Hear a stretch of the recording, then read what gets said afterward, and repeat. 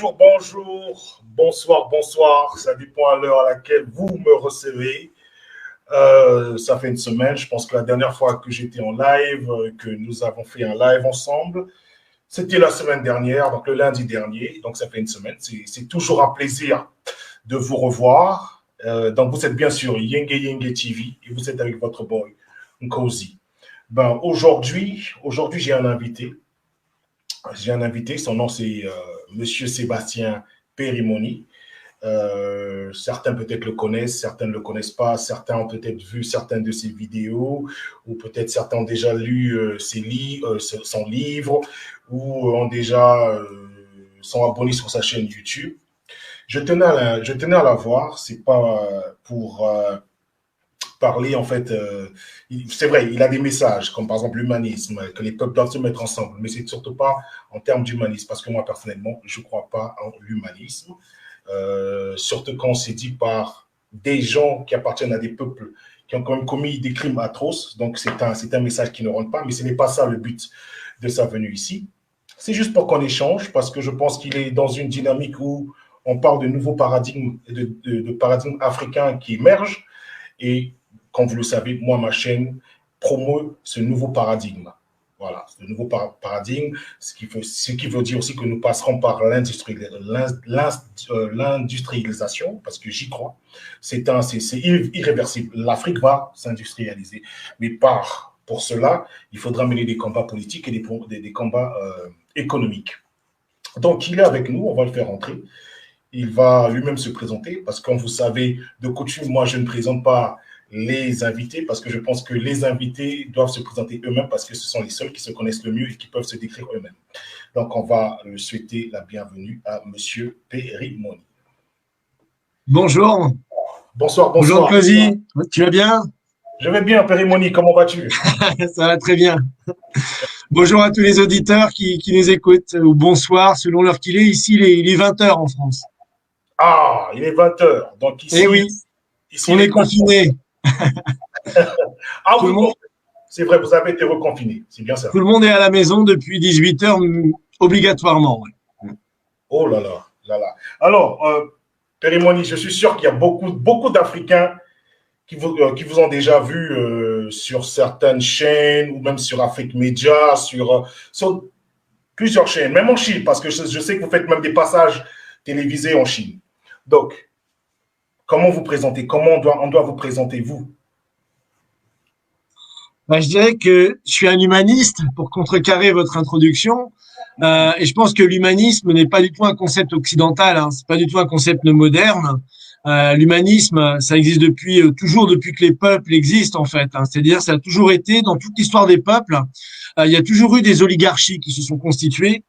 Et ces oligarchies ont toujours essayé justement de s'accaparer le pouvoir en minorité, en fait, hein, pour assouvir leur autorité sur une majorité des gens qui travaillaient pour eux. Et l'humanisme, historiquement parlant, ça a été les êtres humains qui se sont opposés à cette oligarchie, et ce partout dans le monde, hein, peu importe les civilisations. Il y a eu des humanistes partout, c'est-à-dire des gens qui défendaient le droit de chaque humain à ne pas avoir à être exploité par un autre, qui vivait dans le luxe et l'abondance, et donc que les gens se sont, rebellés contre ça parfois violemment, ou ont changé de système politique. Et donc c'est cette tradition-là de l'humanisme, en fait, que nous on défend, au sens de ce qu'est le droit humain, pas au sens de l'universalisme moderne ou l'humanisme occidental que souvent on mélange avec la philanthropie, qui n'est pas du tout un humanisme, en fait. Donc moi, pour me présenter rapidement, oui, je suis Sébastien Perimoni. Que dire? En effet, je fais, moi, mon premier engagement, en fait, c'est en politique française. Donc moi, je suis un résistant politique en France. Je me suis engagé en 2003 au moment de la guerre d'Irak, quand la France s'est opposée à la guerre d'Irak. Il y avait 1 million de personnes dans les rues en France. Et on savait que aujourd'hui, l'administration Bush allait lancer une politique qu'elle avait d'ailleurs nommée, hein, le projet pour un nouveau siècle américain, avec Dick Cheney, Paul Wolfowitz, John Ashcroft, tous ces néoconservateurs, et qu'ils avaient décidé de lancer leur projet pour un nouveau siècle américain, de guerre permanente et de destruction du Moyen-Orient. Donc je me suis engagé en politique à l'époque. J'ai rejoint le mouvement Jacques Cheminade, qui d'ailleurs a depuis été 2 fois candidat à l'élection présidentielle. Et j'ai été son porte-parole à 2 reprises dans les présidentielles. Aujourd'hui, je fais de la politique à plein temps. Et j'ai été donc son porte-parole sur les questions africaines. Donc c'est aussi pour ça que je suis un peu connu, disons dans les milieux africains. Mais surtout, c'est ce qui m'a fait connaître, c'est mon travail avec l'Institut Schiller. Donc il y a un institut international qui a été créé en 84 par des gens comme Indira Gandhi, toute la tradition Lopez Portillo du Mexique, toute la tradition de ce qu'on appelait à l'époque les pays non alignés, qui voyaient que malheureusement la bataille allait être perdue. Indira Gandhi a finalement fini par être assassinée également, qui était la présidente indienne. Et donc le mouvement des non alignés a été complètement détruit par une série de coups d'État en Afrique, en Amérique latine, en Inde et ailleurs. Et donc l'Institut Schiller a été créé à l'époque, donc avec ces gens-là, et quelqu'un qui est très connu d'ailleurs aux États-Unis, qui était membre fondatrice, qui s'appelle Amelia Boynton Robinson. Donc voilà, proche de Martin Luther King, et qui est la membre fondatrice de l'Institut Schiller, avec Madame Helga Tsepp-Larouche, pour ceux qui la connaissent.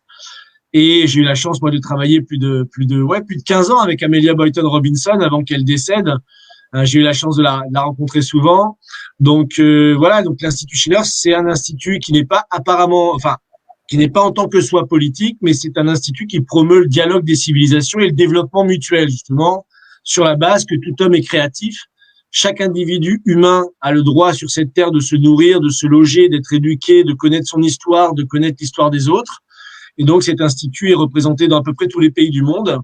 Et pour vous donner un exemple, ce week-end, on a eu 2 jours de conférences avec l'Institut Schiller. Il y avait plus de 40 nations qui étaient représentées, donc de l'Argentine au Mexique, en passant par la Syrie, l'Iran, le Yémen, l'Irak, la Russie, la Chine, évidemment, l'Italie, l'Europe, tous les pays d'Europe. Donc 40 pays qui se sont regroupés pour dire non à la politique va-t-en-guerre qui vient de lancer l'administration Biden, en qualifiant Poutine de tueur et en traitant les responsables chinois à Anchorage, en Alaska, puisqu'il y a eu ces fameuses réunions, comme des enfants, des moins que rien, des ennemis politiques, des rivales qu'on essayait d'infantiliser et de soumettre par la rhétorique. Donc l'Institut Schiller se bat contre cette politique-là. Et donc moi je suis responsable du bureau Afrique, donc de l'Institut Schiller. Et donc c'est pour ça que dans ce cadre-là, on a écrit plusieurs rapports sur les grands projets qu'on a empêché de faire en Afrique, qui sont des projets africains, qui ne sont pas des projets occidentaux. Et donc j'ai eu la chance d'aller au Tchad, en Angola, au Nigeria, en Côte d'Ivoire, au Mali, dans plusieurs pays, justement dans le cadre du travail qu'on fait avec les Africains qui veulent se développer sur place. Donc voilà pour faire un peu rapidement ma présentation, sachant que j'ai aussi un blog pour ceux qui ne le connaissent pas qui s'appelle www.afriquedufutur.com. Et donc, comme l'a dit Nkosi, j'ai publié un livre qui porte le même nom, à voir l'Afrique avec les yeux du futur, et qui justement essaye de faire sortir de la façon de penser actuelle, qui est une façon de penser géopolitique, en fait, de diviser pour mieux régner, et donc où on cherche tous les problèmes du monde, mais on cherche jamais les solutions. Ouais. Juste en même temps, je vais faire un moté Obam Basong, Otep Itwa la Katangaise, Mitina Mboswa et Buta Congo Mbote Mbote. Ok. Otep à tous. venant de vous, ça fait un peu grincer les dents. Je vais quand même le dire. Je sais. Okay. Vous m'avez bien dit bonjour, hein. Donc c'est pareil. Ouais, ça revient à peu près à la même chose. Et Pérémonie, dans votre présentation, vous avez parlé de Paul, j'ai oublié son nom, Paul Viskovicic, qui était un néolibéral de l'époque de Bush. Paul Wolfowitz, oui. Voilà, qui était un va-t-en-guerre. Et vous avez aussi un peu effleuré Biden. Pour les Africains qui vivent aux États-Unis, quand nous faisons des analyses, nous sommes persuadés que Biden va nous emmener dans une guerre. Est-ce que vous faites la même analyse?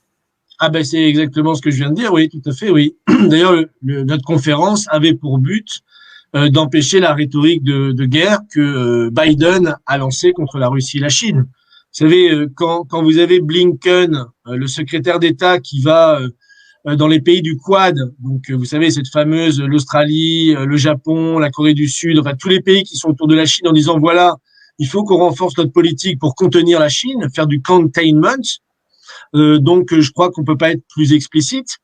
Quand on considère que la Chine et la Russie sont des strategic rivals, des rivaux stratégiques et qu'il faut les contenir, qu'est-ce que ça veut dire? C'est une politique de guerre.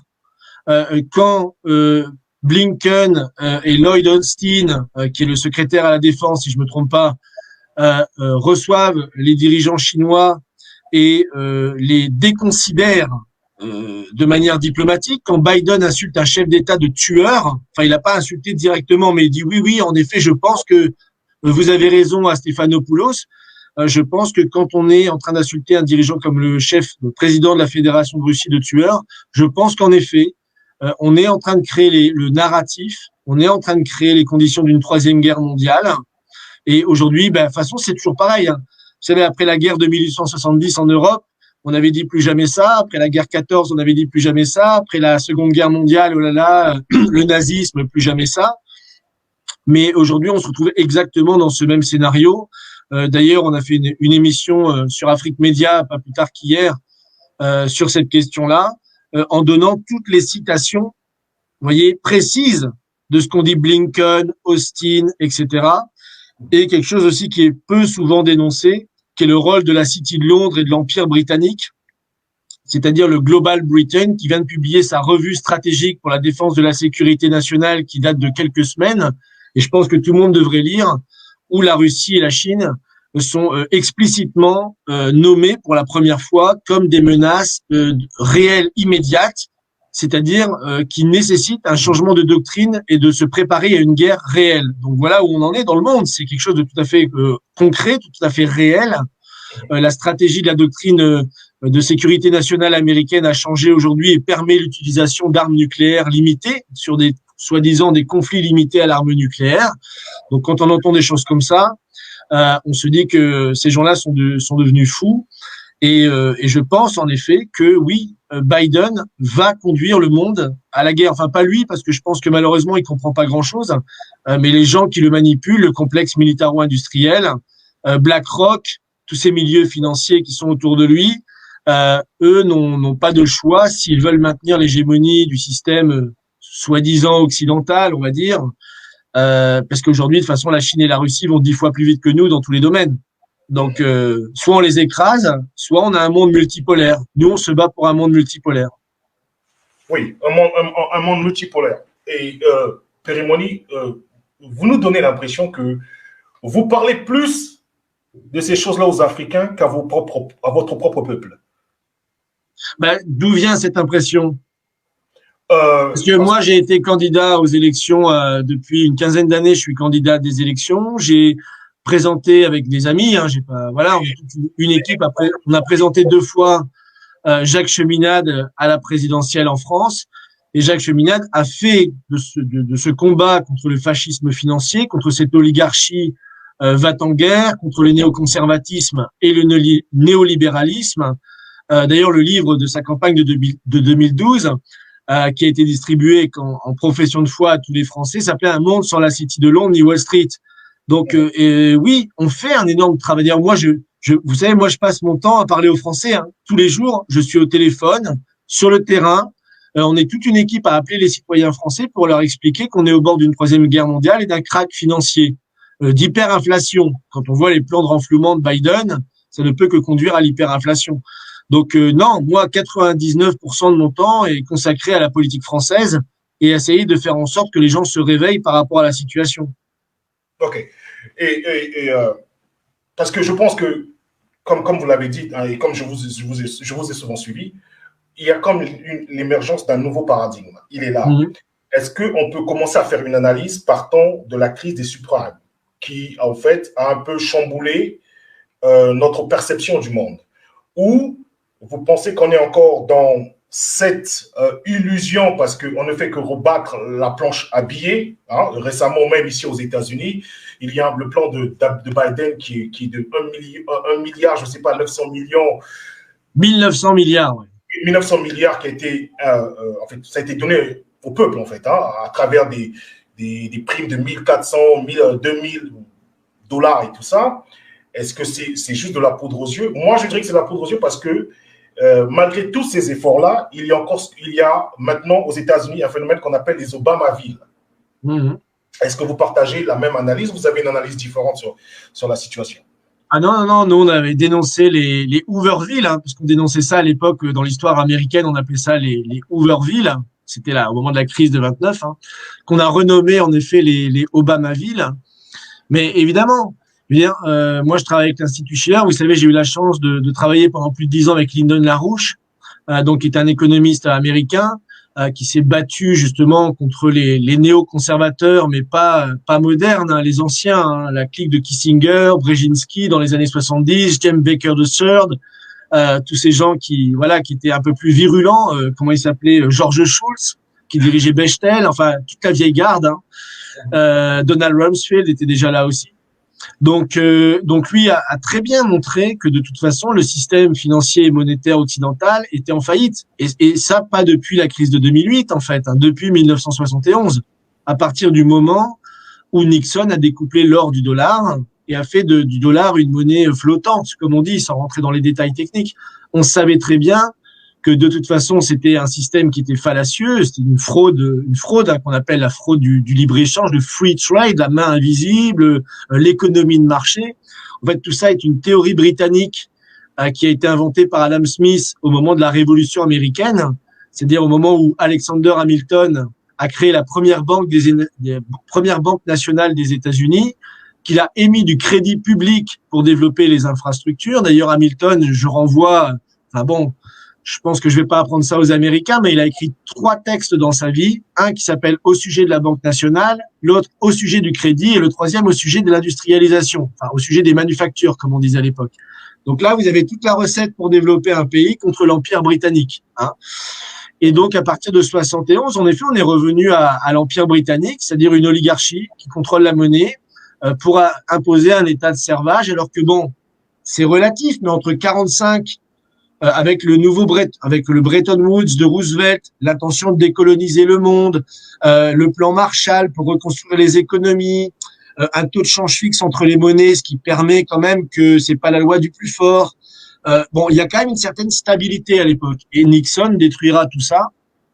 Et donc, à partir de là, on sait que de toute façon, à moyen et long terme, on aura un nouveau crack de 29. Et donc, ce nouveau crack de 29, qu'on peut appeler le crack de 2008 si on veut, conduira à un nouveau fascisme, puisque c'est toujours le même scénario, hein, faut pas se voiler la face.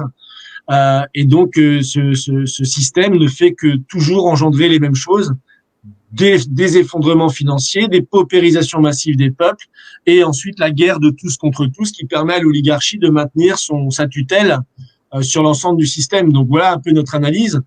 Mais ce qui est différent cette fois, et là je te rejoins sur ce que tu as dit, c'est qu'en effet, après 2008, la différence, c'est que il y a eu le retour de l'esprit de Bandung, c'est-à-dire les pays non alignés des années 80 qui s'étaient fait tous tuer, assassiner, ont décidé de se rassembler.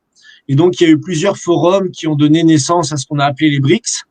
Donc, l'alliance entre le Brésil, la Russie, la Chine, l'Inde et l'Afrique du Sud, qui était l'idée des non alignés de réunir les pays de tous les continents comme un bloc, en fait, contre les puissances occidentales.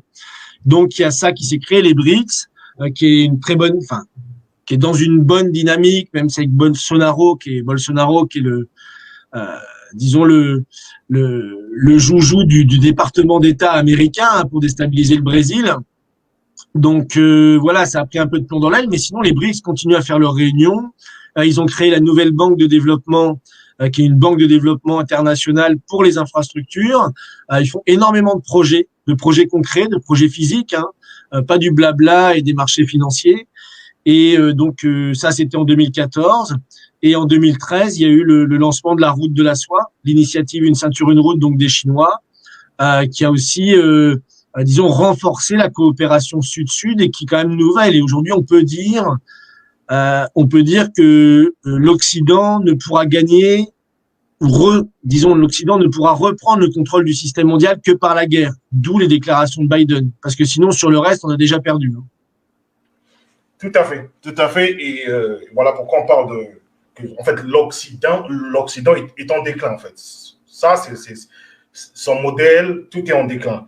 Et vous avez parlé de la route de la soie, qui est un programme chinois.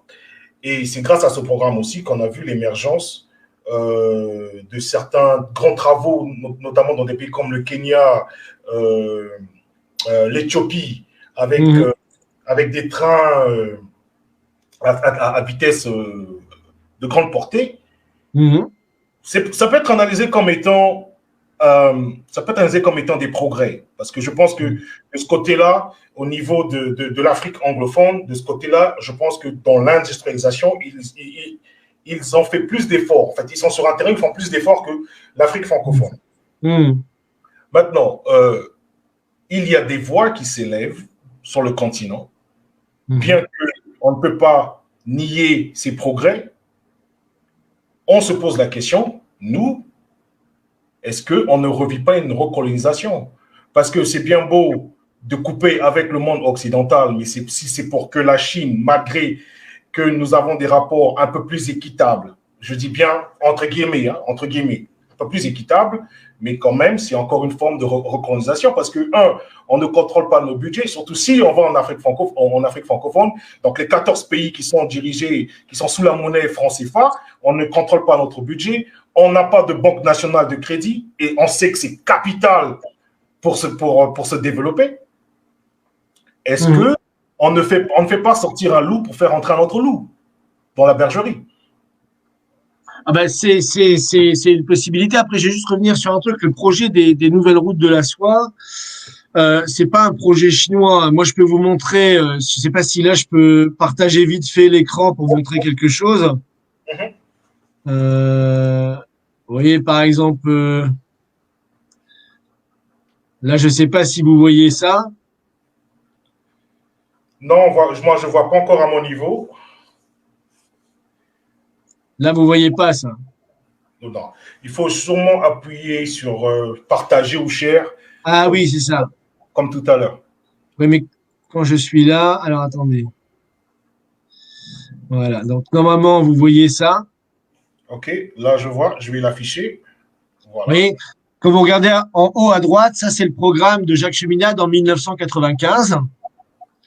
Et en haut à droite, vous avez la nouvelle route de la soie sera le développement de l'Eurasie justement au 21e siècle. Et à l'époque, il proposait, comme vous pouvez le voir ici, tout un ensemble de projets, de corridors de développement sur le continent d'Amérique latine, en Afrique, pour relier l'Europe à l'Asie, etc. Et ça, c'est un projet qui avait été présenté par l'Institut Schiller en fait depuis très longtemps, qui a été présenté la première fois en Chine en 1997. Donc par Madame Larouche, qui est la présidente de l'Institut Schiller. Vous pouvez voir ici que c'est marqué ici commence le pont terrestre eurasiatique, puisqu'à l'époque on n'appelait pas ça les routes de la soie, on appelait ça le pont terrestre eurasiatique. Et vous avez ce genre de carte qui était publiée, pont terrestre mondial. Donc c'est un projet qui a repris la Chine aujourd'hui, mais qui est pas un projet chinois. C'est-à-dire que c'est une initiative, c'est un partenariat. C'est-à-dire que si les pays en face ne veulent pas le faire, ça ne se fera pas. La Chine, vous savez, la Chine n'a jamais envahi aucun pays dans le monde. On peut la critiquer sur beaucoup de choses. Les États-Unis d'Amérique, parce que bon, moi je sais pas, vous êtes aux États-Unis, donc là il y a peu de chances que vous soyez recolonisé par la Chine. Enfin, on sait jamais, vous me direz, ça pourrait arriver un jour. Puisque même j'ai vu que le gouverneur je crois que c'était le gouverneur du Dakota appelé les Chinois à développer les chemins de fer aux États-Unis parce que apparemment aux États-Unis on sait plus faire les chemins de fer.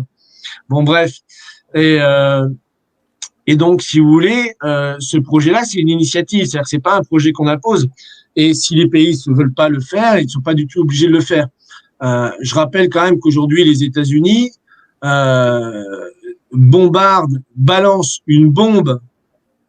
sur la planète toutes les 12 minutes.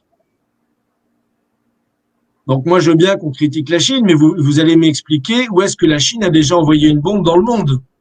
Où est-ce que la Chine veut coloniser ou imposer son régime ou son modèle culturel quelque part? Donc bon, il faut déjà partir du bon point de vue. À partir de là, après, c'est ce que la Chine appelle une initiative gagnant-gagnant.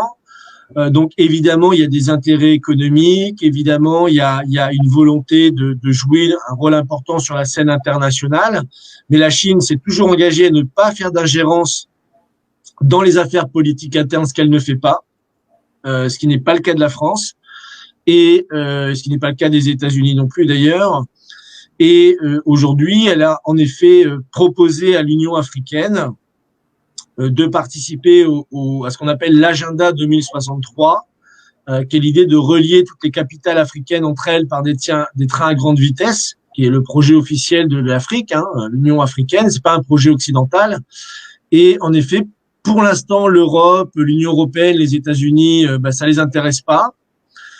Donc, par contre, ça intéresse beaucoup la Chine, qui a déjà réalisé en effet le train entre Nairobi et Mombasa, le train entre Addis Abeba et Djibouti. Elle est en train de faire un train de 1400 kilomètres sur la côte du Nigeria. Elle en a déjà fait un dans le nord où j'étais entre Abuja et Kaduna. Elle est en train de préparer d'autres choses au Sénégal, en Égypte. Voilà, donc il y a pas mal de en Tanzanie, il y a tout le programme aussi de train jusqu'en RDC, des choses comme ça avec la Zambie. Donc il y a beaucoup de choses dans lesquelles la Chine participe et fait ce qu'on lui demande, puisque comme je vous dis encore une fois, c'est un programme africain. C'est pas la Chine qui débarque en disant tenez, on va vous faire un train de là à là. Hein. Donc voilà. Le problème, c'est que dans la conception, en fait, dans l'imagerie populaire africaine, on se dit ce sont des projets chinois. C'est comme par exemple le pont d'union entre les deux Congos. Beaucoup de gens ne savent pas qu'en fait c'est un projet congolais des deux Congos. Bien sûr. Relier les deux capitales les plus proches du monde. Le moment où on a rêvé, on a parlé. Même nos artistes comme Franklin Bukaka, on a loué les louanges. Donc c'est la raison pour laquelle, moi, comme je disais, voilà, on va avoir un échange, on va essayer aussi de déconstruire certaines choses. Beaucoup de ces projets sont des projets, à la base, qui sont des projets africains. Ah oui, bien sûr, mais vous savez, je veux dire, c'est ça qui me fait rigoler parfois quand je discute avec des Africains, c'est qu'ils connaissent même pas les projets des pères fondateurs de leur propre pays. Enfin, ça me fait halluciner. Je veux dire, à l'époque des indépendances, il était évident pour tous les grands chefs d'État africains qu'ils allaient, d'ailleurs certains l'ont fait. Modibo Keïta, je reviens du Mali. Qu'est-ce qu'a fait Modibo Keïta? Il a créé une banque nationale, il a lancé un programme d'aménagement du territoire, il a modernisé l'agriculture, il a créé une école dans chaque village pour éduquer les gens et commencer à faire des lycées de formation professionnelle et technique. Je veux dire, c'est d'une évidence. Il n'y a pas besoin d'inventer l'eau chaude, si vous voulez. Les dirigeants africains à l'époque, qui voulaient développer leur pays. Et moi, j'entends, oui, mais c'est un développement occidental, mais que de bêtises. Moi, j'ai beaucoup parcouru l'Afrique, j'ai jamais rencontré un seul Africain qui m'a dit, je ne veux pas avoir accès à l'eau, je ne veux pas avoir accès à l'électricité, je ne veux pas avoir d'hôpital, et surtout, je veux pas être éduqué. J'en ai pas rencontré un seul. Et ça, les chefs d'État à l'époque, ils voulaient donner ça à leur pays. Et évidemment qu'ils avaient des plans. Ils avaient des plans pour développer les chemins de fer. Bon, il y avait des chemins de fer. Il y avait des chemins de fer qui existaient déjà, il faut être honnête, qui avaient été l'héritage de la colonisation. Hein. Mais il y avait cette volonté de le faire dans chacun des pays. Donc, je vois pas en quoi aujourd'hui ce serait quelque chose que serait un apport occidental. Après, moi, sur la question du partenariat avec les autres pays, j'ai une vision un peu modérée. C'est-à-dire qu'aujourd'hui, on sait très bien que le Kenya, quand il a voulu créer son chemin de fer, n'avait pas les moyens et le personnel qualifié pour le faire. Moi, j'ai montré cette vidéo, je ne sais pas si vous l'avez vue, où on voit toute la formation professionnelle qui a été faite tout au moment de la construction du chemin de fer entre Nairobi et Mombasa. C'est plus de 46 000 personnes qui ont été formées. 89% des salariés sur le projet étaient kenyanes. Et 45% d'entre eux ont une formation professionnelle quand même. Donc il y a un film qui est très beau qui raconte tout ça. et qui montre comment on a construit plus de 26 stations, 19 ponts, l'ingénierie, tout ça. Donc, il y a eu des formations qui ont été données et dans certains domaines, en particulier, il y a un très beau passage parce que là, en fait, il y a une fille de 23 ans qui va conduire le premier train entre Nairobi et Mombasa, donc qui a été formée justement par les Chinois à conduire le train, etc. Donc, elle fera le premier voyage avec le président dedans et elle raconte toute la formation qu'elle a eue. Et à l'époque, c'est vrai qu'il n'y avait pas cette formation au Kenya. Donc bon, là, ça a été la Chine. Sur d'autres choses, ça peut être le Japon, d'autres choses, ça peut être la France ou les États-Unis en fonction des pays. Mais bon, bah ça, c'est un des problèmes qu'a l'Afrique aujourd'hui, c'est qu'elle n'a pas toutes les qualifications toujours pour faire ça, donc on peut faire appel à d'autres. Mais après, sur le financement, c'est là où je suis un petit peu à la fois, j'irai un peu plus d'accord avec vous, c'est qu'en effet, moi, je suis pour la souveraineté monétaire totale de l'Afrique. Je suis pour que ce soit l'Afrique qui finance ces grands projets de développement et que ce soit pas la banque d'importation d'exportation chinoise ou la Banque de France ou je sais pas qui ou je ne sais quoi. Donc je suis pour la souveraineté monétaire des nations et c'est pour ça que voilà, j'ai souvent pris l'exemple de Modibo Keïta parce que c'est exactement ce qu'il a fait. Il a repris le contrôle de la souveraineté monétaire, il a lancé son crédit comme Hamilton l'a fait au moment de la Révolution américaine. Oui, mais en fait, ce qui aussi, en fait, de notre point de vue, comme vous disiez, le financement n'est pas neutre. Et il y a aussi quand même, ça, il ne faut pas le cacher, il ne faut pas se le cacher, la Chine a des visées militaires. Elle est en train d'installer des bases militaires en Afrique. Mais qu'est-ce que tu entends par visée militaire? Bon, sûrement pour défendre ses intérêts par rapport peut-être au monde occidental. Si on regarde, je ne sais pas, peut-être que je me trompe ou que mes informations ne sont pas très bonnes, peut-être qu'il y a 25 ans, il n'y avait pas de base militaire chinoise à Djibouti, ou il y a 30 ans.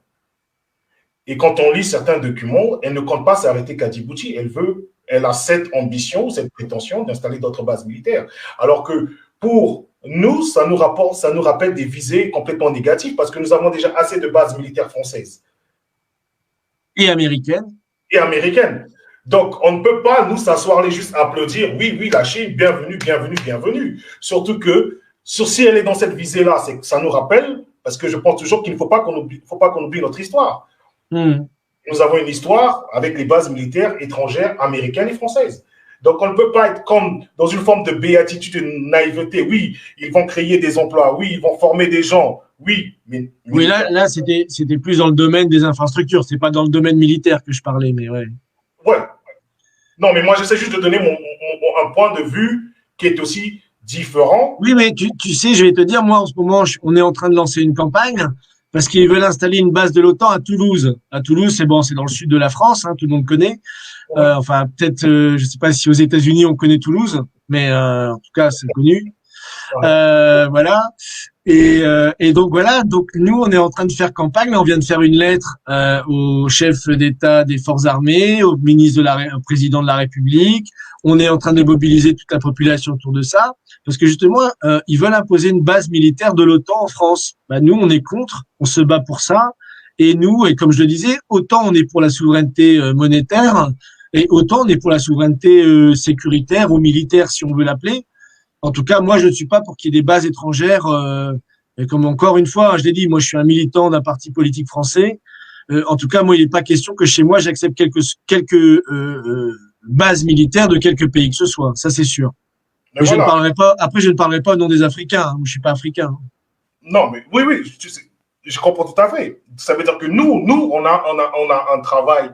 On a un travail qui double et complètement immense parce que non pas seulement on ne veut pas de bases militaires chinoises chez nous, mais on ne veut plus aussi des bases militaires françaises et américaines parce qu'il y va de notre souveraineté. On ne maîtrise pas la monnaie, on ne maîtrise pas le sol, donc notre territoire, la géographie, on a des bases militaires et on sait que historiquement, ces bases militaires ont contribué à la déstabilisation de nos États.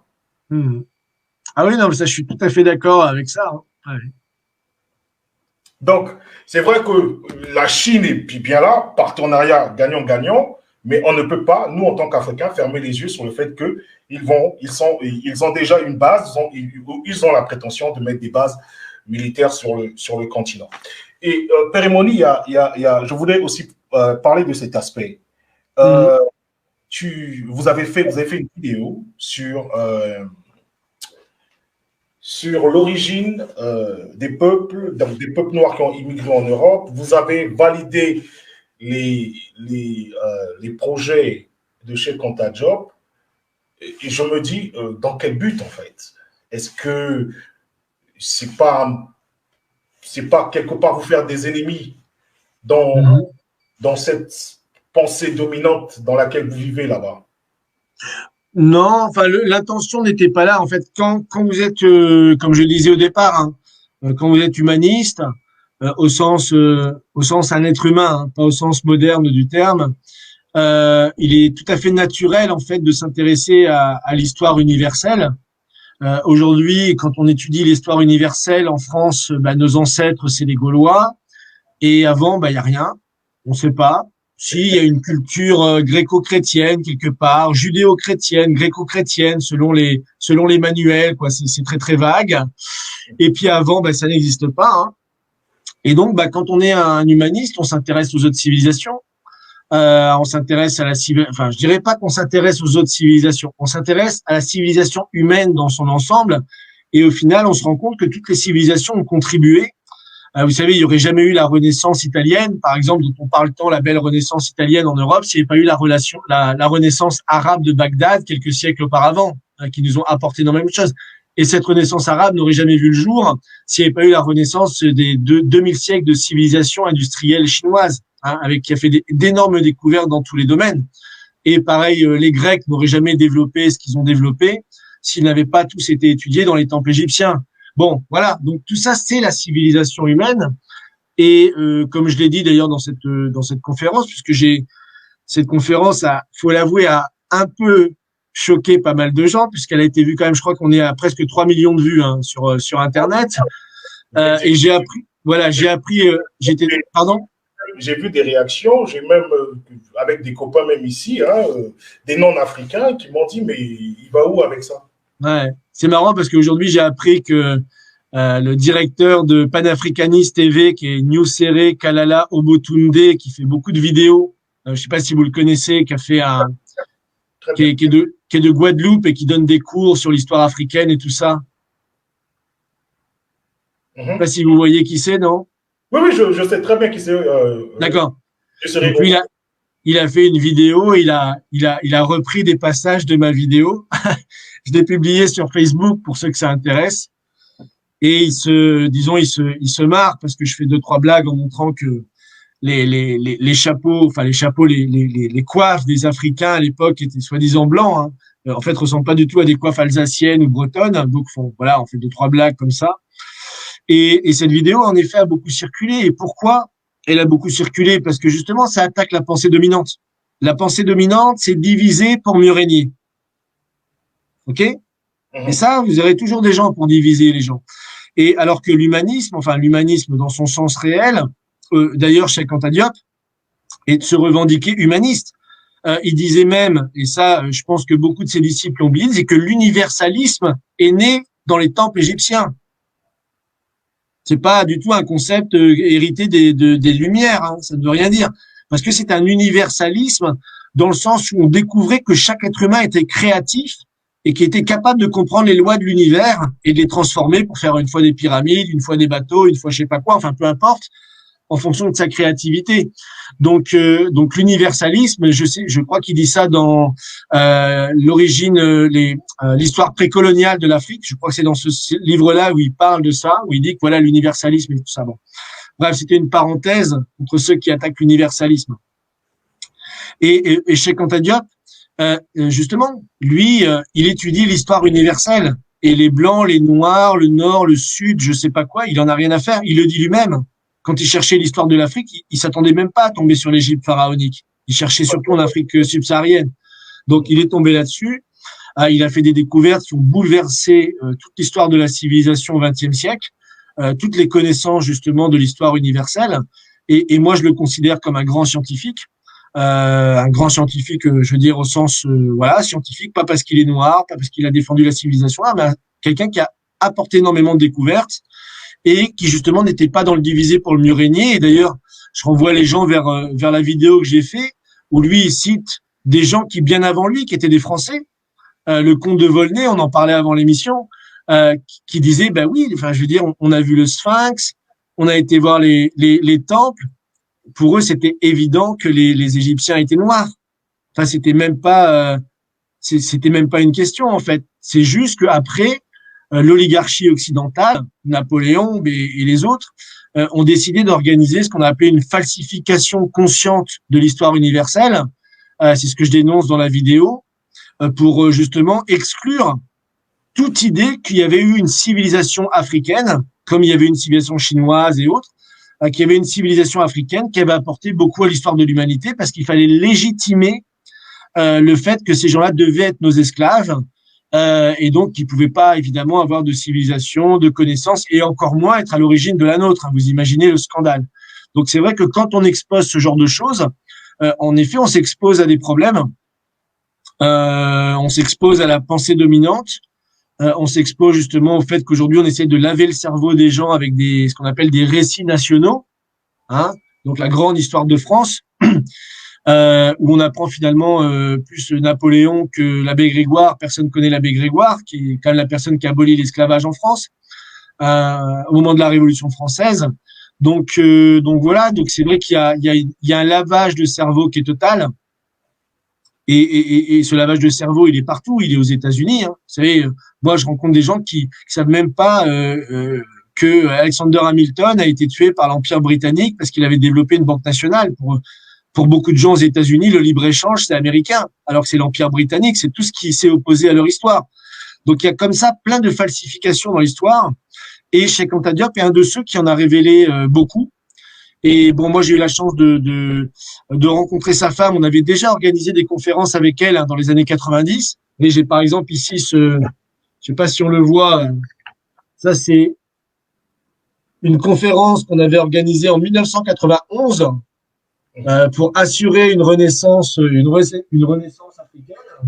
Donc, où il y avait justement la femme de Cheikh Anta Diop qui avait participé, justement, dans un dialogue avec notre Institut Schiller. Alors, moi, j'y étais pas à l'époque. J'étais pas encore, j'étais très jeune, j'avais 13 ans, tout simplement. Donc, j'y étais pas, mais on a travaillé avec elle depuis longtemps, parce que elle était d'ailleurs, c'est une Française, la femme de Cheikh Anta Diop, qui a beaucoup travaillé avec lui, qui a continué également à approfondir les découvertes qu'il avait fait, qui est malheureusement morte il y a quelques années, et dont la plupart des Français d'ailleurs ignorent le travail, malheureusement, et c'est pour ça que j'avais fait cette conférence pour pour essayer de sortir du lavage de cerveau, parce que aujourd'hui, il faut dire les choses telles qu'elles sont, hein, que ce soit aux États-Unis et en Europe, on est toujours dans une culture impérialiste et une culture coloniale. Oui, on y est toujours. On y est toujours. Et récemment, c'est pas récemment, avec le phénomène des Gilets jaunes qu'on a vu, on vous a vu très aux côtés d'eux. Et il semble, si je me trompe, Pérémonie, vous me corrigez, il semble aussi que ce mouvement, on essaie de faire un parallèle avec les souffrances les peuples noirs d'Afrique, en disant que c'est la même chose. Alors que nous faisons, moi personnellement, je fais une lecture qui est différente. Je ne pense pas que ce soit la même chose. Parce que les Gilets jaunes, en fait, c'est le coût de la vie qui augmente, c'est l'oligarchie. Nous, on y est sous cette oligarchie depuis des siècles. Voilà, on est devenus des pachydermes, pas d'eau, pas d'électricité. Donc, on a l'impression qu'on ne fait pas la même lecture. Et vous avez utilisé un mot qui fait grincer beaucoup les dents chez nous, l'universalisme. C'est comme si on devrait être dans un universalisme de souffrance. C'est-à-dire que nous avons les mêmes souffrances, alors que moi, personnellement, je ne pense pas. Non, je pense pas que ce soit les mêmes souffrances. Hein. Je pense pas ça. J'utilisais universalisme dans le sens de Cheikh Anta Diop, justement. Ce qui est un peu différent de ce qu'on peut en entendre aujourd'hui. Sur la souffrance, je dirais que c'est pas que les gilets jaunes, disons, les gilets jaunes, vous savez, il faut bien voir que aujourd'hui, vous avez 10% de gens en France qui n'arrivent plus à terminer les fins de mois. C'est-à-dire que pour la première fois depuis après la Seconde Guerre mondiale, pour la première fois en France, il y avait des gens qui ont faim, des gens qui peuvent plus nourrir les enfants. C'est une réalité, qui peuvent plus nourrir leurs enfants. Moi, j'ai même mon frère qui pouvait pas nourrir son enfant parce qu'il n'avait pas assez d'argent. Il fallait que les gens l'aident, sinon il pouvait pas nourrir son enfant des fois pendant plusieurs jours. Donc, vous voyez, donc c'est pas la même souffrance, loin s'en faut, et on n'est pas dans la comparaison des souffrances parce que là, justement, ceux qui essaient de comparer les souffrances, c'est ceux qui sont dans le camp de l'oligarchie, c'est-à-dire qu'ils comparent, ils essaient de diviser. Évidemment que c'est pas les mêmes souffrances. Le niveau de vie en France n'est pas le même. Par contre, là où il y a quelque chose qui est similaire, et c'est ce qu'ont fait les Gilets jaunes, et c'est d'ailleurs pour ça que moi je les avais soutenus quand on est allé à Chamalières, puisqu'on allait dénoncer la politique du franc CFA. Et ce qu'on a montré, c'est que même si le niveau de souffrance n'est pas le même, le principe par lequel les souffrances soit sont maintenues, soit se développent de plus en plus, c'est le principe du fascisme financier. C'est-à-dire que le franc CFA est imposé à 14 pays qui sont les 14 pays les plus pauvres du monde. Enfin, soyons réalistes. C'est pas les 14 pays les plus pauvres du monde, mais c'est 14 pays qui sont dans les 30 pays les plus pauvres du monde. Donc voilà, ça c'est les politiques du franc CFA. Donc voilà, et l'euro, depuis que nous on a l'euro, nos États ne font que s'appauvrir, on se fait désindustrialiser, notre agriculture disparaît, l'hôpital disparaît, tout est privatisé. En fait, on subit les politiques que le FMI a imposées à l'Afrique dans les années 90. En fait, on les subit nous aujourd'hui, depuis qu'il y a eu la crise financière et la mise en place de l'euro. Donc c'est en ça où on peut faire un parallèle qui est, je dirais, sur les principes. Mais voilà, qui est pas un parallèle de comparer les souffrances, ça c'est complètement stupide. Ce que je veux dire par là, c'est que en effet, nous on considère que le franc CFA et l'euro, c'est le même problème. C'est-à-dire, c'est que on arrache la souveraineté monétaire des peuples et l'oligarchie financière après fait ce qu'elle veut et détruit ses peuples. Donc sur ça, il y a un mécanisme qui est similaire et donc nous on dénonce et sur lequel on s'est retrouvé avec les Gilets jaunes, en effet, quand on est allé à Chamalières pour dénoncer le franc CFA et l'euro, mais qui n'était pas du tout dans l'idée de dire qu'on subit la même chose. Et après, ce que je dis aussi, et ça, à mon avis, ça va vous faire grincer des dents, parce qu'apparemment, vous grincez souvent des dents. Ce que je dis aussi, et ça fait mal aux Africains, ça fait mal aux gens d'Amérique latine, ça fait mal aux gens parce que ils veulent pas voir le problème dans sa totalité et dans son histoire. Et c'est pour ça que c'est intéressant quand vous réalisez Cheikh Anta Diop parce qu'il a compris lui que le combat en fait, le combat du monde, enfin dans le monde, le combat historique, dans l'histoire large, a toujours été un combat des peuples contre une oligarchie. Et donc, il y a toujours eu justement ces minorités qui ont essayé de s'accaparer le travail du plus grand nombre. Et ça, même dans les civilisations africaines précoloniales, hein, c'est pas quelque chose de. C'est arrivé dans certaines régions de Chine, c'est arrivé dans les régions du Caucase. L'Empire romain, c'était que ça. Enfin bref. Donc voilà. Et donc, ça a toujours été ça. Et j'en prends pour exemple, par exemple, qu'avant la Révolution française, d'ailleurs, c'est ce que je disais à mes amis au Mali. Avant la Révolution française, la France, c'est le Mali. 90% des gens ne savent pas lire et écrire. 90% des gens ne vont pas à l'école. 90% des gens sont des serfs qui travaillent 12 heures par jour, à qui on prend tout l'argent et qui ont une espérance de vie de 35 ans. Donc voilà. Donc on a exploité l'Afrique. 14e, 15e, 16e, 17e siècle. Mais à l'époque, l'espérance de vie en France, elle est de 35 ans. Pour 90% des gens. Les gens, c'est des bêtes de somme. Point barre. On est dans un système purement féodal. Donc voilà. Donc c'est pas de comparer les souffrances, mais c'est de voir la logique qui a lieu à ce moment-là. Et après, bon, la France évidemment deviendra une république. Il y aura la révolution américaine. C'est ce que j'appelle le théorème du 3. Comment j'allais appeler ça, le théorème de l'impérialisme. C'est-à-dire que 3 égale 2, c'est-à-dire qu'il y a 3 révolutions à l'époque. Il y a la révolution américaine, évidemment, il y a la révolution française et il y a la révolution d'Haïti, la première république noire de l'histoire dont on n'entend jamais parler d'ailleurs, hein, ça n'existe pas. Hein. Donc bon, voilà, pourtant il y a quand même 3 révolutions qui sont fondamentales à l'époque. Malheureusement, la révolution française va échouer. Enfin, la République restera mais l'empire va revenir. Donc, on va retourner très très vite dans le même système. Finalement, même si c'est plus une monarchie, ce sera un système impérialiste avec un empereur. Donc, l'esclavage sera réinstauré et on repartira dans l'esclavage de la population.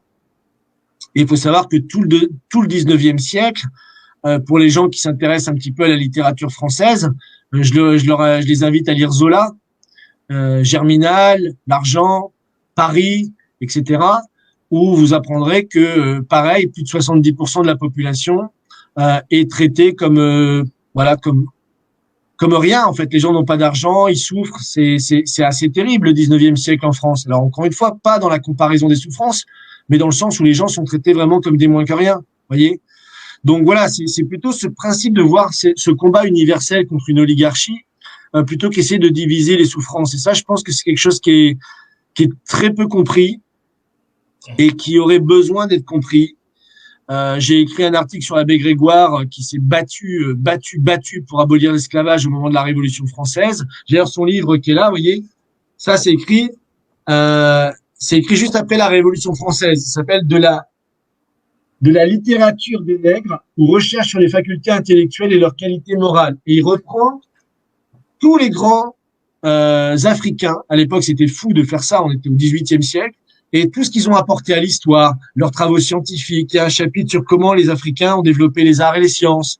Et il redonne un petit peu à l'époque à la population un sens, après avoir aboli l'esclavage, que c'est des êtres humains comme nous. Bon, malheureusement, l'abbé Grégoire sera très vite évacué de la scène et on reviendra à l'Empire. Donc, il y a toujours eu des gens qui se sont battus pour ça. Hein. Donc, c'est pas une question de couleur, en fait. Hein. C'est pas une question de géographie. Et je pense que ça, c'est aussi à prendre en compte. Et dernier élément qui montre ça, et je pense que l'argument a été très bien trouvé, c'est par Jean Ziegler. Je ne sais pas si vous avez lu son livre qui s'appelle Main basse sur l'Afrique. Ouais, j'ai le livre. Voilà. Et dedans, il explique, il dit c'est marrant parce que une des choses qui a boosté la volonté d'indépendance des pays d'Afrique, c'est que pendant longtemps, il y avait cette conception que c'était les Blancs dominants contre les Noirs. Et voilà, ils étaient plus forts que nous, donc ils nous exploitaient, donc c'était un peu la logique du plus fort. Hein. Et puis, on nous a demandé de venir libérer l'Europe au moment de la Seconde Guerre mondiale, et on a vu que les Blancs étaient en train de se brûler les uns les autres dans des chambres à gaz par centaines de milliers de personnes par semaine, jusqu'à plusieurs millions, de s'entretuer, de faire une boucherie alors gigantesque. Et ils ont dit, mais ces gens-là sont complètement fous en fait. Et ils sont complètement fous, pas que du point de vue de vis-à-vis de nous, ils sont même complètement fous vis-à-vis d'eux-mêmes. C'est-à-dire qu'ils s'entretuent, vous voyez, ils se massacrent, etc. Et Jean Ziegler marque ce phénomène. Il dit que ça, à l'époque, ça a beaucoup choqué les gens de se rendre compte que l'oligarchie, elle pense pas en termes de couleur. Elle, ce qui compte, c'est que les gens se massacrent, qu'il y ait des guerres en permanence. C'est ce qu'on voit depuis 2001, les attentats du 11 septembre. C'est ça qui compte pour faire marcher le lobby financier, le lobby militaire. Et que ce soit des blancs qui s'entretuent, des noirs qui s'entretuent ou des blancs contre des noirs, elle, c'est pas son business. Hein. Non, mais c'est un discours qui s'entend. Moi, j'aimerais juste appuyer sur le fait que Périmoni, il y a plusieurs types d'Africains et il y a aussi ceux qui sont dans une démarche un peu plus radicale. Pas radicale qui nourrit une forme de racisme, pas du tout, mais qui sont sur des faits historiques pour comprendre et pour analyser et pour se dire que tout le temps qu'on a fait chemin avec les autres peuples, ça peut être des peuples venus d'Amérique, en fait, disons l'Europe, parce que ce sont des Européens qui sont allés en Amérique. Malgré leur discours, malgré leurs bonnes intentions, historiquement, il est temps de se mettre dans un rapport d'autodéfense. C'est-à-dire qu'on ne peut plus se mettre à écouter leurs paroles, on ne peut plus écouter leurs histoires, on ne peut plus écouter leurs héros, on ne peut plus lire leurs livres, parce que ce sont autant de choses qui ont contribué à l'effacement de notre mémoire, mais ou surtout qui nous ont façonné à penser et à voir le monde selon leur prisme.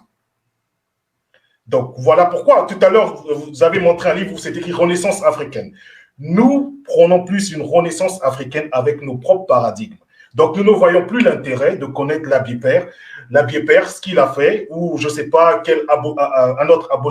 Ouais, mais à ce moment-là, c'est oui. Alors bon, après, si vous voulez vous replier sur vous-même, je suis un penseur universel. Je m'intéresse aussi bien chez Anta Diop qu'à la littérature russe. Je pense pas qu'il faut être exclusif, hein, ça n'a pas de sens. Après, oui, moi, je suis pour la Renaissance. Vous savez ce que disait chez Anta Diop. Déjà, le fait même que les Africains parlent même pas leur propre langue, que dans les écoles, les maternelles, les écoles, les lycées, etc., ils apprennent en français ou je sais pas en quelle langue, en anglais. Et il y aura jamais de renaissance dans ces conditions-là. Hein. Je veux dire, faut être clair. Donc, évidemment qu'il faut revenir au parler aux langues nationales. C'est ce qu'a fait Modibo Keïta. Hein. Évidemment qu'il faut revenir à sa propre histoire. Le Mali a la chance, ils ont une grande histoire. Ils ont le royaume du Mali. Ils ont la charte demandée. Je veux dire, la charte demandée, c'est quand même une sorte de charte des droits de l'homme qui était bien avant l'heure. Donc tout ça existe. Ouais, mais c'est normal que chaque civilisation puise dans ses ressources. Moi, je suis français. Je pense que l'abbé Grégoire est un vrai Français. Je pense que Jean Bodin, qui s'est battu contre l'esclavage au XVe siècle, hein, ce qui n'était pas facile, je peux vous le dire, était un humaniste. Je pense qu'on en a plein dans l'histoire de France. D'ailleurs, qu'on nous cache aussi à nous. Hein. La plupart des gens que je vous cite là, la plupart des gens en France ne les connaissent pas. Donc, il y a plein de gens en France qui se sont battus contre l'impérialisme, contre l'oligarchie à toutes les époques. Et voilà, on a remporté des victoires. Hein. On a petit à petit, on a bâti notre République et on a développé des systèmes sociaux, des hôpitaux, on a l'éducation pour tous. Ça a été des batailles permanentes en fait. Hein. Et aujourd'hui, on doit à nouveau se battre parce que ça fait 30 ans qu'on perd tout ça. Vous savez, moi j'ai un frère qui est agriculteur. Il y a aujourd'hui un agriculteur qui se suicide en France tous les jours. Tous les jours. Voilà le pays dans lequel je vis. Donc nous, on est aujourd'hui obligés de se battre aussi pour faire une renaissance dans nos pays.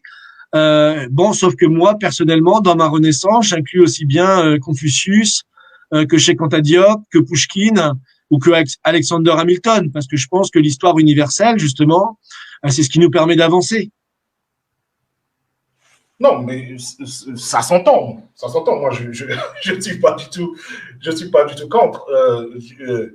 Ah ben vous pourriez, hein. Tu pourrais, il y a pas de problème. Non, je sais qu'il y en a qui sont contre, j'en connais. Hein. Quand je dis que je ne suis pas du tout contre, c'est par rapport à vous, votre histoire. Parce que moi, personnellement, comme je l'ai dit, je prends plutôt qu'on se retrouve dans notre culture, dans notre histoire, dans nos langues, comme vous l'avez évoqué, afin qu'on se construise un paradigme qui est totalement africain. C'est-à-dire qu'à un moment, il faudra se fermer de la culture des autres. Parce que... De la mauvaise partie de la culture des autres. Je vais donner un exemple. Les noms qu'on porte ne sont pas les nôtres. Et ça, déjà, ça affecte notre paradigme. On s'appelle pas, on a des Sébastiens qui sont des Camerounais, des Congolais. Donc, et encore. D'ailleurs, toi, tu t'appelles Dieu, non, Nkosi, parce que j'ai chanté la chanson, là, il y a pas longtemps, Nkosi Sikele, ça voulait dire Dieu sauve l'Afrique. Donc, Nkosi, c'est ça. C'est Dieu. Non. Je parle à Dieu. Il faut comprendre, Bermoni, c'est pas une guerre, c'est pas un combat, c'est juste une question de paradigme. Et si on doit, nous, personnellement, retrouver, se mettre en ordre de marche, il faudra qu'on apprenne à penser par nous-mêmes. Ah, mais c'est pour ça ce que je disais sur les langues. Pour moi, je suis tout à fait d'accord avec Cheikh Anta Diop. Hein.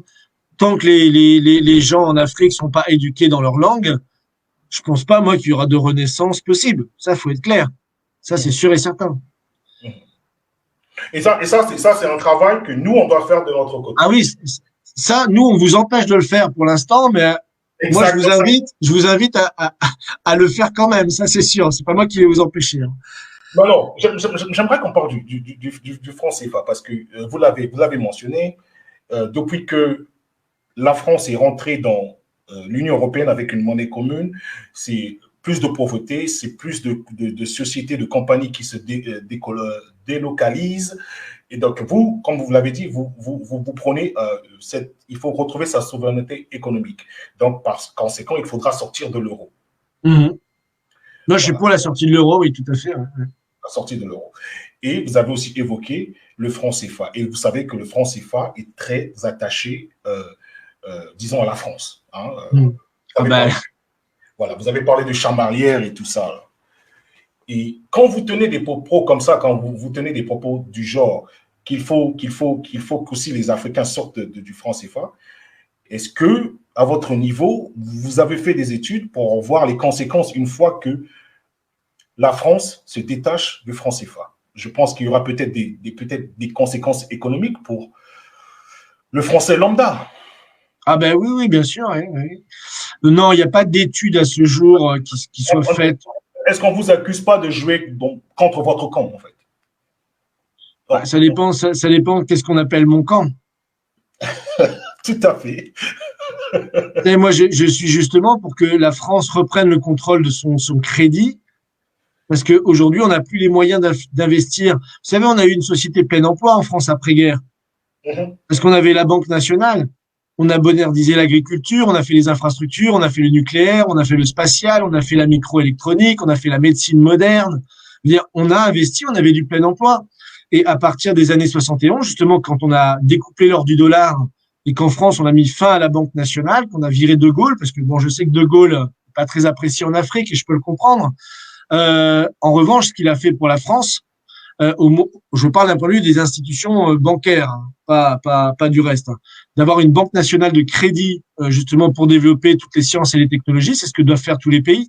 D'ailleurs, si vous lisez Alerte sous les tropiques, c'est proposé explicitement dedans, c'est inspiré de la France. Et je rappelle quand même, parce que ça choque aussi beaucoup de gens, c'est que quand même, quand Cheikh Anta Diop a créé son laboratoire de physique nucléaire et de chimie nucléaire au Sénégal, c'était sous De Gaulle, avec l'aide justement du CEA français, hein, qui était l'institution pour le Centre pour l'énergie atomique français, où la France a aidé Cheikh Anta Diop à faire ça. Donc bon, c'est une parenthèse. Évidemment, il n'y a pas d'études en fait qui ont été faites réellement. Mais ce qui est sûr, c'est que de toute façon, si la France reprend le contrôle de sa monnaie, alors on pourra réinjecter l'argent justement dans les salaires, dans la création d'emplois, dans les infrastructures et créer à nouveau des richesses. Donc évidemment qu'on perdra peut-être un peu de l'autre côté. Tout va dépendre en fait. Vous savez, il n'y a pas de théorie magique. On est en politique. Soit le CFA, les pays vont dire allez vous faire cuire un œuf, les Français, on crée notre monnaie nationale.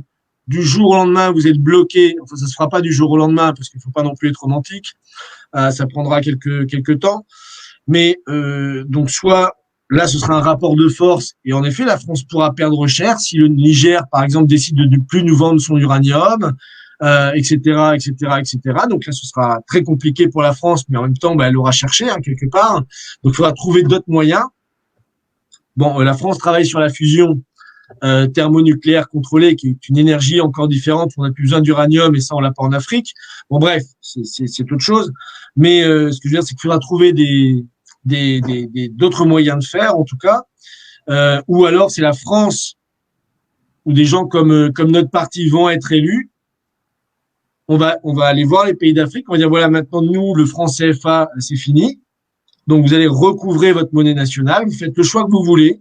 Soit vous faites une association de monnaie comme certains le proposent avec l'ECO, hein, l'UEMOA, voilà, c'est la CEDEAO, ils veulent l'ECO sans les Français. En gros, c'est ce qu'on prépare à moyen et long terme, même si aujourd'hui la France est encore dedans. Hein. Mais bon. Ou alors. Mais l'ECO, le mécanisme. Mais le mécanisme est le même. Moi, je suis contre l'ECO, hein, je vous dis. Moi, je suis contre l'ECO, hein. Qu'il soit d'ailleurs contrôlé ou pas par la France, je suis contre. Voilà. Voilà, je suis pour que les pays aient leur monnaie nationale. Donc voilà, peut-être que des pays reprendront leur monnaie nationale. La Guinée de Sékou Touré l'avait fait, Modibo Keïta l'avait fait, ça marchait très bien. Vous savez, moi je suis de ceux qui pensent que on fait on crée toute une peur en fait autour de ces questions-là, alors que n'importe quel pays d'Afrique qui demain déciderait de retrouver sa monnaie nationale, je peux dire en même pas 6 mois, 1 an, il y arriverait très très bien. En fait, Modibo Keïta l'a fait en moins d'1 an et demi. Tout à fait, tout à fait. Donc c'est pas quelque chose de compliqué. Hein. Aujourd'hui, on a les économistes, on a les compétences, on a les machines, on a tout. Donc bon, on crée beaucoup de peur. C'est comme autour de l'euro, on dit ah là, si vous sortez de l'euro, alors là, c'est fini, c'est la fin du monde, vous allez tous mourir, les eaux vont monter jusqu'à Paris, etc., etc. Donc bon, Vous voyez un petit peu la propagande. Et tout ça, c'est purement de la propagande. Donc, tout va dépendre de comment ça va se passer. Soit c'est les pays qui partiront, ce qu'on peut voir en Centrafrique, par exemple, aujourd'hui, hein, qui est en train disons, de se libérer de la tutelle française avec l'aide des Russes, et qui, je pense, peut-être peut-être prochainement sera peut-être un des premiers pays à dire moi je me sépare de la monnaie la curatelle de coloniale en fait hein, du franc CFA et je vais créer ma monnaie nationale. Je pense que ce sera un bon exemple. Ça créerait une bonne dynamique en tout cas je pense. Et puis après pour ce qui est des conséquences en France, ben, ce sera à nous d'assumer. Hein. Donc là on pourra pas faire autrement. Hein. Mais bon, Non, on n'a pas voulu changer de politique en Centrafrique. Ça fait à peu près 70 ans qu'on pille le pays, mais vraiment, là-bas, il n'y a pas une route, il n'y a pas une école, il y a rien du tout. Il y a rien du tout dans ce pays. Donc, on l'a complètement ruiné. Enfin, ruiné. non, mais On l'a ouais, pillé. on C'est va dire, différent. oui, Et donc, voilà, aujourd'hui, on en paye les pots cassés. Si la France continue comme ça, de toute façon, ce sera pareil dans tous les pays d'Afrique. Hein. Donc, oui, c'est vrai. moi, je me bats pour éviter ça, personnellement. Moi, je me bats parce que j'ai beaucoup d'amis en Afrique. Je sais qu'il y a plein de gens qui, voilà, qui voudraient que la France ait une autre position, un autre regard, une autre approche, parce qu'on a quand même, voilà, on parle la même langue, on a voilà, il y a plein de choses qui fait on pourrait bosser ensemble de manière naturelle, en fait, sans qu'il y ait de problème. Malheureusement, aujourd'hui, tant qu'on aura ce système de fascisme financier, c'est le contraire qui se produira. Hein. Je suis tout à fait d'accord. Je suis tout à fait d'accord. Comment expliquer ça? Je dirais que nous, quand on peut faire des analyses, hein, et votre analyse, elle est parfaite. Quand vous dites que le peuple français ou les Français, bien qu'ils ne soient pas tous informés sur ces questions-là, une fois que l'Afrique va se mettre en ordre de marche, c'est-à-dire que si nous avons notre souveraineté monétaire et économique, ça veut dire qu'on pourra fixer les prix des matières premières. Et on pourra dire que voilà, on pourra augmenter les prix. Donc, ça sera aux autres pays, l'Occident, en fait, de suivre le pas, de prendre le Déjà, pas. il y a une bonne nouvelle, c'est-à-dire que déjà, les dizaines de milliards qu'on donne pour corrompre les dictateurs africains, on pourra déjà les garder dans nos caisses. Quand vous serez souverain, on n'aura plus besoin de faire ça, vous voyez. Ça, ce serait bien pour nous, les Français, parce que nous, on donne plein d'argent d'aide au développement, soi-disant d'aide au développement. Vous savez, la guerre au Sahel, la France dépense 2 millions d'euros par jour. Par jour, hein. C'est presque 1 milliard par an. Hein, depuis 10 ans, et plus on dépense cet argent, plus il y a de terrorisme et plus il y a de morts. Donc, bonjour l'ambiance. Donc oui, s'il vous plaît, devenez souverain, comme ça nous on récupérera l'argent de l'aide au développement pour nous. Donc c'est une bonne idée. Ouais. Oui, oui, mais même l'aide au développement, pour moi, comme je dis, ce sont des grands mots, ce sont des grands mots des fois d'intellectuels. De toute façon, quand on regarde dans le fond, la diaspora à elle seule, ce qu'elle envoie à l'Afrique, c'est 2 ou 3 fois plus que l'aide au développement des pays occidentaux. Donc, Mais enfin, c'est pas ça, c'est pareil, c'est pas ça qui développe le pays non plus, ça marche pas non plus. oui, ça marche pas. Non, mais je suis tout à fait d'accord. Ça marche pas. Non, mais moi je crois que l'aide au développement c'est une fraude. Hein. C'est ce qui maintient la corruption. Hein. Donc d'ailleurs il y a pas mal de procès là-dessus. Hein. Vous savez, moi j'ai des amis au Gabon qui ont épluché, j'ai eu le dossier en main. Je veux dire, voilà, 20 millions pour tel projet éducatif, 40 millions pour tel projet de soi-disant de route, 45 millions pour un projet d'électrification de je sais pas quoi, je sais pas où. Puis quand vous allez sur place, ça n'existe pas, hein, tout simplement. Hein. L'argent est dans la poche du ministre des Mines, le ministre de l'Électricité, le ministre de je sais pas quoi. Hein. Donc voilà, il y a cette oligarchie. C'est ce que dit d'ailleurs, je sais plus comment il dit chez Anta Diop à un moment donné, qui est pas mal. Il montre bien comment on va niquer l'Afrique, hein, si je peux m'exprimer un peu comme ça. Hein, excusez-moi. Enfin, pas moi, parce que moi, je suis pas pour, mais à l'époque, comment il dit? C'est le temps du vrai. Ah oui, il dit voilà. Il dit ça, c'est quoi? C'est dans quoi ça? Alerte sous les tropiques. Les impérialistes en Afrique lâchent un peu de l'Est, de manière à provoquer un retard de la prise de conscience du peuple. Corrélativement, il met à profit ce retard pour réorganiser leur système colonial sur des bases définitives. Ils en ont les moyens techniques et scientifiques à l'heure actuelle et peuvent faire en sorte que dans 20 ans, les Africains perdent pour toujours toutes les chances de devenir maîtres chez eux. Ils pensent que le meilleur moyen d'aboutir à ce résultat est de transformer l'intelligentsia africaine, qui aurait pu jouer un rôle révolutionnaire, en une bourgeoisie dont les intérêts de classe coïncideront désormais avec ceux de l'occupant. 1955. Mmh. Mmh. On en est toujours là. Ouais, on en est toujours là. Et moi, j'aimerais savoir, avec le parti de Jacques Cheminade auquel vous faites partie, vous êtes membre, c'est quel modèle économique dont vous rêviez, que vous voulez instaurer en fait? Bah, je l'ai dit à plusieurs reprises, c'est le modèle hamiltonien, hein, si on veut prendre une référence américaine, hein. C'est-à-dire la souveraineté sur la monnaie, la souveraineté sur l'émission monétaire, le protectionnisme. Nous, on est des défenseurs du protectionnisme comme Hamilton. D'ailleurs, vous savez, le grand argument d'Adam Smith contre Alexander Hamilton, c'était oh non, mais surtout pas, ne faites pas de produits manufacturés. Vous pouvez les avoir 2 à 3 fois moins chers chez nous et vous allez dépenser de l'argent et ça va servir à rien. C'est ce qu'on dit à l'Afrique, hein. On dit la même chose aujourd'hui, c'est-à-dire qu'on n'a pas changé de doctrine depuis Adam Smith, 1776. Non, faites pas de manufacture, etc. C'est pas la peine. Importez vos produits parce qu'on les aura moins chers en Chine, en France ou je sais pas où. Bon, c'est une fraude scientifique. Ça n'a jamais existé le libre échange, jamais. Ça n'a jamais existé. Il faut bien que les gens se mettent ça en tête. Et il suffit de relire Alexander Hamilton pour le comprendre. C'est clair comme de l'eau de roche. Donc, ou Pouemi, d'ailleurs Pouemi, il explique très très bien exactement. Donc, Pouemi, voilà, vous citiez tout à l'heure le bouquin, voilà, celui-là. Ouais. Les Africains qui n'ont pas lu ce type. Ah oui, ça. C'est en plus, il faut prendre ce livre, il faut le lire. Voilà, en plus c'est écrit par un Africain, on ne pourra pas dire que c'est inspiré par Hamilton ou De Gaulle ou Jacques Rueff ou je ne sais pas qui, même s'il cite Rueff au début d'ailleurs. Bref, si l'État ne contrôle pas la monnaie, c'est la monnaie qui contrôle l'État. Voilà, c'est comme ça que ça marche. Donc voilà, nous, notre modèle économique, c'est celui-là, c'est le protectionnisme, l'investissement, ce qu'on appelle le crédit productif, hein, c'est-à-dire où l'argent est créé dans le but de projets concrets. C'est-à-dire que l'argent est créé au fur et à mesure qu'un projet s'est mis en place et avec les succès les bénéfices du projet sous forme d'impôts, sous forme de recettes, quand vous faites un train, par exemple. Vous savez, un exemple qui est très, très clair, les programmes spatiaux en France. On dit, voilà, à quoi ça sert d'aller sur Mars ou sur la Lune alors qu'il y a tant de souffrance sur Terre. Bon, ben, c'est quelque chose qui, pour 1 franc investi, rapportait jusqu'à 20 francs. Ça rapporte 20 fois plus que ce que ça coûte. Pourquoi? Parce que ça crée des milliers de PME, parce qu'il faut faire les petits boulons, c'est de la science, c'est de la technologie. Vous faites pas une fusée comme ça dans votre garage, hein. Donc voilà, le train, bah, pour prendre un exemple africain, le train Nairobi-Mombasa, c'est 1,5 point de PIB en plus. C'est énormément de richesses qui ont été créées autour de ce projet.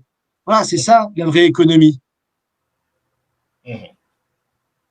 Non, et, moi, si je me mets d'un point de vue africain, peut-être que Pérémoni, tu diras que je suis dans un extrémisme, mais c'est mon point de vue. Ah non, puisque tu es américain. Non, moi je suis. Tu es aux États-Unis en tout cas, donc ça va.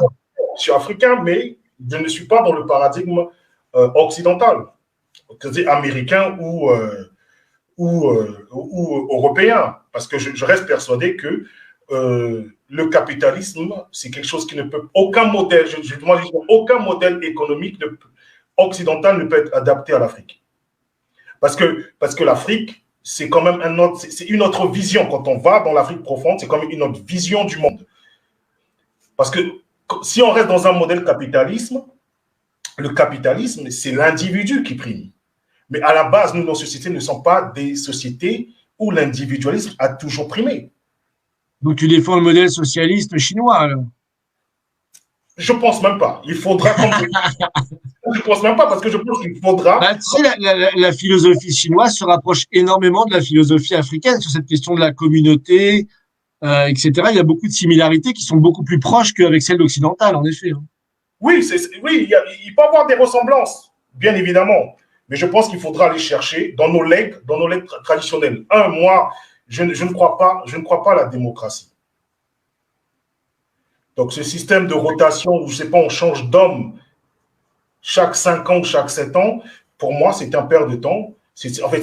On perd du temps avec ces choses-là. Il faudrait peut-être repartir dans nos chefferies, ce que nous avons toujours créé avant l'invasion des Occidentaux. Ce sont des systèmes qui ont marché. Ah, tu dois être content parce que vos chefs d'État sont là depuis 30 ans, certains, 35 ans.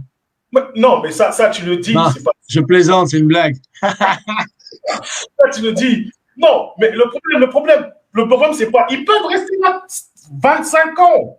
Mais tant qu'ils font le taf, je ne pense pas que les populations seront. Non, il y a une petite différence. Tu sais, Roosevelt, il a été réélu 4 fois et s'il n'était pas mort, il aurait été réélu 20 fois. Voilà, parce qu'il faisait le boulot. Et bon, après, on peut dire, oui, il a été réélu, donc il est avec l'éducation. Nous, on est pour l'éducation des gouvernés. Donc, on pense que les gouvernés, une fois éduqués, ils sont tout à fait capables de choisir l'homme qui va les défendre. Aujourd'hui, c'est plus le cas. On est lavé du cerveau. Donc voilà, nous, on est en Occident plus dans cette tradition-là. Les Chinois sont plus dans une tradition d'une société qui est basée sur le mérite et centralisée, où il n'y a pas vraiment d'élection finalement. Mais Xi Jinping, il a commencé tout en bas de l'échelle. Il a fait toutes les étapes. Voilà, donc c'est quelqu'un qui est très compétent pour faire ce qu'il fait aujourd'hui. Donc il y a plusieurs modèles. C'est sûr qu'il y a plusieurs modèles. Bon, voilà, ça c'est pas à nous de décider pour l'Afrique. Enfin, moi, je me permettrai pas, en tout cas, d'avoir une position sur ça. Hein. Tout à fait. Et c'est pareil pour les Russes. Tant que Poutine est fort de son peuple, les Russes ne se plaignent pas. Poutine, il peut se présenter encore 20 ans, il n'y a pas de problème, il sera réélu. Nous, on change tous les 5 ans, tu vois. À chaque fois, c'est un nouveau. Voilà. Et pour moi, et à chaque fois, c'est pire. Voilà, c'est une question de paradigme. Et pour moi, la démocratie, pour moi, c'est de la pagaille organisée. Donc, Périmoni, ça, moi, j'aimerais avoir votre ressenti. Parce que, comme j'ai dit, moi, je vous ai suivi sur des chaînes africaines et tout ça. Quelles sont les critiques que vous faites face par rapport aux Africains? Parce que on peut avoir un sentiment d'un colon qui vient nous donner des leçons, ou encore, on peut encore vivre, on est encore sous le traumatisme du white savior, le sauveur blanc. Quelles sont les critiques que vous recevez venant des Africains? Déjà celle-là, et je le ressens un petit peu, je dois dire, parce que en fait, aujourd'hui, le problème, c'est l'assurance. C'est-à-dire que quand on est sûr de ce qu'on fait, moi, je me bats pour mon pays, je suis un patriote français, j'ai aucune leçon à donner à l'Afrique. Je m'intéresse à l'histoire de l'Afrique, je m'intéresse à l'histoire de la Russie, de la Chine, des États-Unis. Voilà, je m'intéresse à toutes les civilisations. Et je pense que d'ailleurs, c'est très intéressant parce que quand vous étudiez de près Modibo Keïta, et moi je pense que c'est le malaise aujourd'hui, c'est que la plupart des Africains qui me font ce genre de reproches, c'est des gens qui sont pas à l'aise dans leur basket. C'est des gens qui sont pas à l'aise dans leur basket parce qu'ils sont pas à l'assurance de ce qu'ils défendent en fait. Modibo Keïta, il pouvait se retrouver devant n'importe quel chef d'État, blanc, pas blanc, chinois ou je sais pas quoi. Il avait totalement, pleinement conscience de son histoire, de l'importance de sa civilisation. Il avait récupéré la souveraineté de son pays. Il faisait des blagues à longueur de journée. Il faut voir ses discours. Il avait des discours très célèbres de lui, où il est devant les chefs d'État français. Il fait des blagues, mais c'est se tordre de rire. Parce qu'il et lui, jamais il pensera, si vous voulez, comme on peut penser comme ça, qu'il y a quelqu'un qui va lui donner des leçons. Parce qu'il est sûr, il est en confiance. Justement, il a déjà passé ce cap. Cheikh Anta Diop, pourquoi Cheikh Anta Diop était justement capable de parler des Français honnêtes? Parce que justement, il voyait les choses d'un point de vue supérieur, en fait. Il n'était pas justement dans le diviser pour mieux régner. Et quand vous vous placez dans le domaine de la science, comme le faisait Cheikh Anta Diop, vous êtes comme ce qu'un certain cardinal disait à une époque, la coïncidence des opposés, c'est que vous arrivez de toute façon d'un point de vue scientifique, et c'est là où je suis un peu en désaccord avec toi, c'est de dire voilà, le capitalisme c'est occidental, le socialisme c'est chinois. Mais qu'est-ce que c'était le système économique au moment des pyramides? Voilà, il y avait des patrons d'industrie, il y avait des gros chantiers, il y en avait qui en profitaient. Voilà, bon, il y avait une caste d'ingénieurs, il y avait une société qui était organisée. Qu'est-ce que ça veut dire capitalisme? Bon, moi je crois pas qu'on vit dans le capitalisme aujourd'hui. Je pense qu'on vit dans le fascisme financier, ce qui n'est pas du tout pareil. D'ailleurs, tout le capital réel est détruit aujourd'hui. On détruit tout ce qui est le capital au sens physique du terme est détruit. Les infrastructures sont détruites. Tout ce qui est le capital réel physique est détruit aujourd'hui dans ce système. Donc, ça dépend de ce qu'on appelle capital. Bon, voilà. Mais après que les sociétés s'organisent, elles s'organisent tous en fonction évidemment de caractéristiques propres. D'ailleurs, Modibo Keïta, dans ses discours, le dit très bien. Nous, on fera un socialisme aux caractéristiques maliennes. Donc c'est marrant parce qu'il reprend un terme occidental, mais en fait il le détourne complètement, si vous voulez, de son origine entre guillemets. Hein. Voilà. Bon après on peut changer les mots. Moi je pense qu'on peut changer les mots. Voilà, je pense pas que l'Afrique ait attendu. Vous savez, je relisais un excellent article sur la ville de Benin City au Nigeria. Bon, c'était il y a bien avant le colonialisme. C'était des villes qui étaient extrêmement évoluées, extrêmement développées, avec des technologies, des arts et métiers, si vous voulez, qui étaient extrêmement pointus dans plein de domaines. Dans le domaine du textile, dans le domaine de l'aménagement du territoire, dans le domaine de l'évacuation des eaux. Enfin, je veux dire, voilà, il y a eu d'autres modèles en Afrique qu'on peut reprendre. Hein. Ça, moi, j'ai pas trop d'inquiétude sur ça, en fait. Hein. Non, mais moi, c'est ce que je ne cesse de dire, que nous avons des modèles, il suffit d'aller puiser dans notre histoire. Bah oui. Le seul problème, c'est qu'on ne veut pas entendre parler de cette histoire, ou encore on est tellement fasciné par l'Occident qu'on est persuadé que notre développement, si on doit utiliser ce mot, passera en mimant, en calquant l'Occident. Bah ouais, enfin ça dépend. Moi je sais pas. Peut-être je me rends pas compte de la communauté noire aux États-Unis, la façon dont conçoivent les choses. En tout cas, moi je peux vous dire que je travaille avec beaucoup de gens en Afrique. Bon voilà, qui ont pas forcément ce même regard, qui ont pas perdu leur culture, qui ont pas perdu leurs racines, qui ont pas perdu leur philosophie, qui se sont un peu modernisés parce que bon, on n'a pas le choix. Il y a tout le lobby occidental qui est très présent. Hein.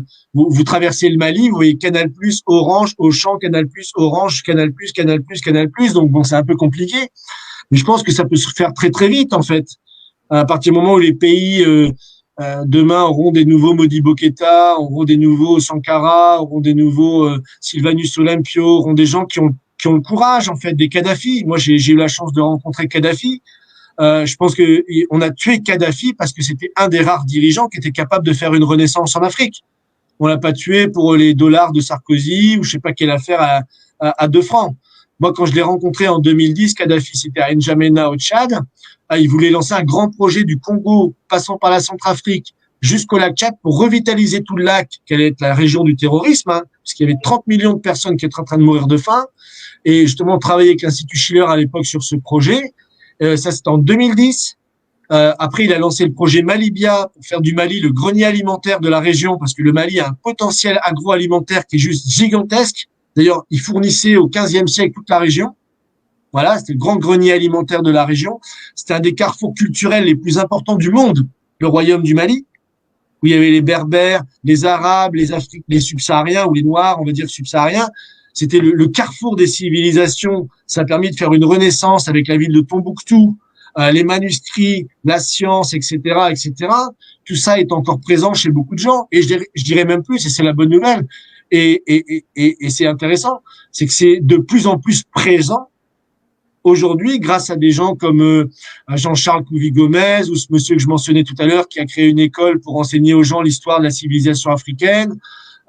Puis je pense, même si ça vous choque, amener ma petite contribution aussi à ce débat en disant que oui, nous aussi les Européens, on a besoin d'apprendre qu'il n'y a pas que l'histoire coloniale. On a besoin d'apprendre que la civilisation noire, c'est une grande civilisation. Ça a été même le berceau, si vous voulez, des arts et des sciences dans la Grèce antique. Pythagore, comme je le dis dans ma conférence, hein, Pythagore n'a rien inventé.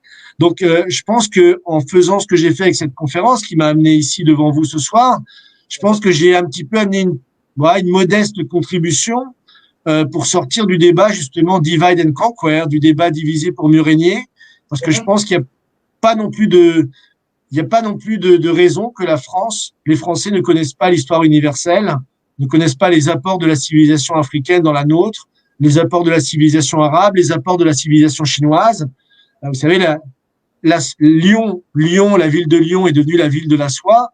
Bon, ben, c'est parce qu'il y avait les Chinois. Nous, on n'avait pas fait la soie à l'époque. Hein. Donc, c'est les Chinois qui nous l'ont amené. Bon, voilà, l'histoire universelle, c'est ça.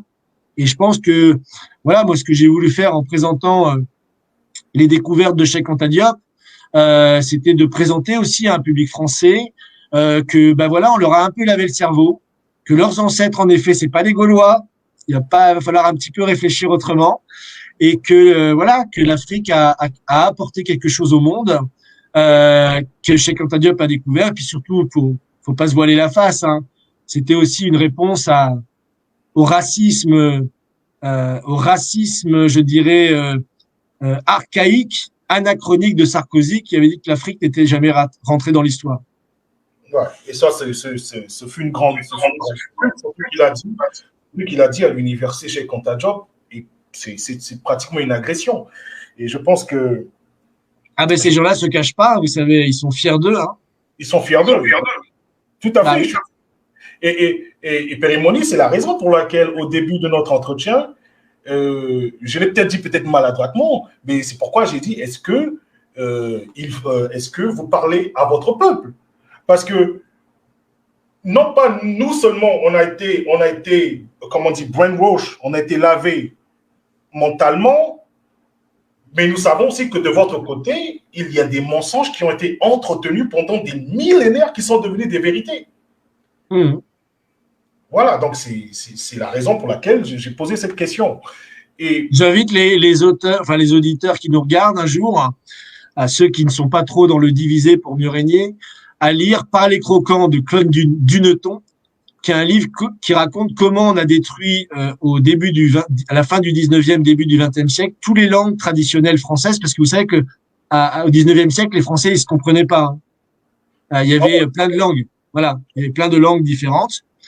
Et donc, on a imposé ce qu'on appelait la langue de la marquise, c'est-à-dire la langue de la cour française, en fait, l'héritage de la cour française, qui est une langue complètement froide, mécanique, et on tapait sur les élèves, on les chicotait, hein, comme on disait même à l'époque, en référence à ce qui se passait dans les colonies africaines, et c'était interdit aux élèves français de parler leur dialecte. Et il faut savoir qu'au moment de la Première Guerre mondiale, plus de 60% des gens encore parlaient leur dialecte dans les tranchées, en fait. Hein. Ils ne pouvaient même pas se comprendre entre eux. Moi, ma grand-mère parle encore le picard, hein, par exemple. Elle comprend pas enfin, si elle comprend le français, mais voilà, elle parle quand même picard. Et c'est marrant de voir que lui, il montre ce colonialisme de l'oligarchie. La langue de l'oligarchie va coloniser le peuple pour le maîtriser, pour lui empêcher de réfléchir. Voilà. Et justement, c'est au même moment où la France fait sa mission civilisatrice en Afrique, où elle interdit justement aux Africains de parler leur langue. C'est-à-dire que en fait, à l'époque, c'est frappant parce que vous voyez qu'au même moment, on interdit aux Français et aux Africains de parler leur langue naturelle maternelle, qui sont des langues totalement différentes du français, enfin qui se rapprochent. Hein. C'est terminé, interdit, et on leur impose une langue académique, froide, mathématique, qui va les empêcher de penser par eux-mêmes. Et c'est comme ça qu'on a maintenu justement le contrôle sur les populations, pas simplement en Afrique, mais chez nous. En Afrique, c'est encore plus grave. C'est pour ça que je disais, et je le redis, hein, tant qu'on passera pas par les langues nationales, en France, ça va être plus dur de revenir aux langues nationales, même si maintenant certains veulent revenir au breton, voilà, etc. Mais tant qu'on passera pas, en Afrique en particulier, par un retour aux langues nationales, je pense qu'on est voué à l'échec. On est voué à l'échec. Et nous aussi, on a un gros travail en France à faire sur la langue, hein, parce qu'on nous a imposé une langue qui n'est pas une langue poétique, qui est la langue, ce qu'il appelle la langue de la marquise. C'est une langue de la cour.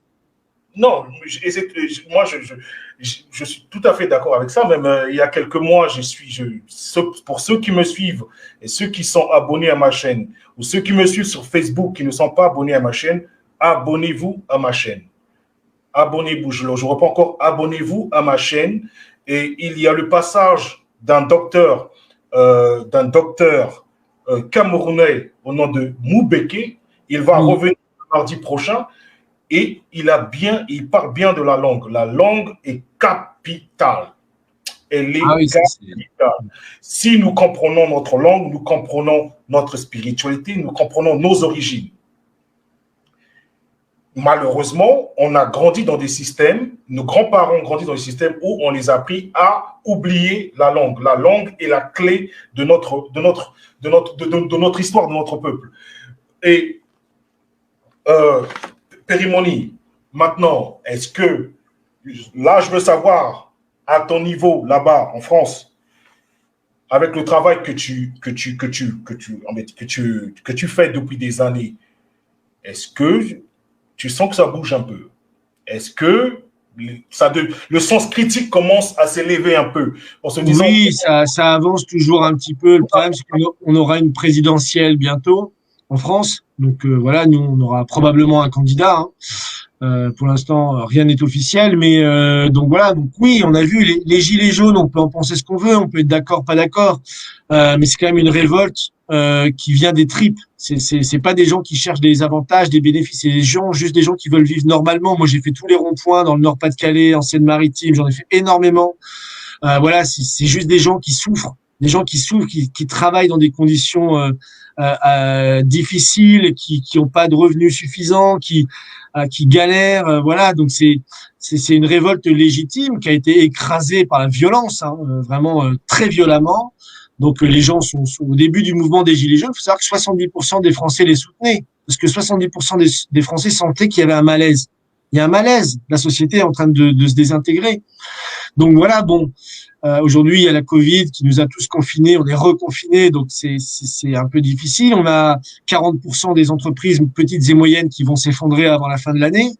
Donc on va être dans une situation qui va être très très compliquée, à la fois pour le gouvernement et aussi purement d'un point de vue social et sociétal en fait. C'est-à-dire qu'il va y avoir des émeutes.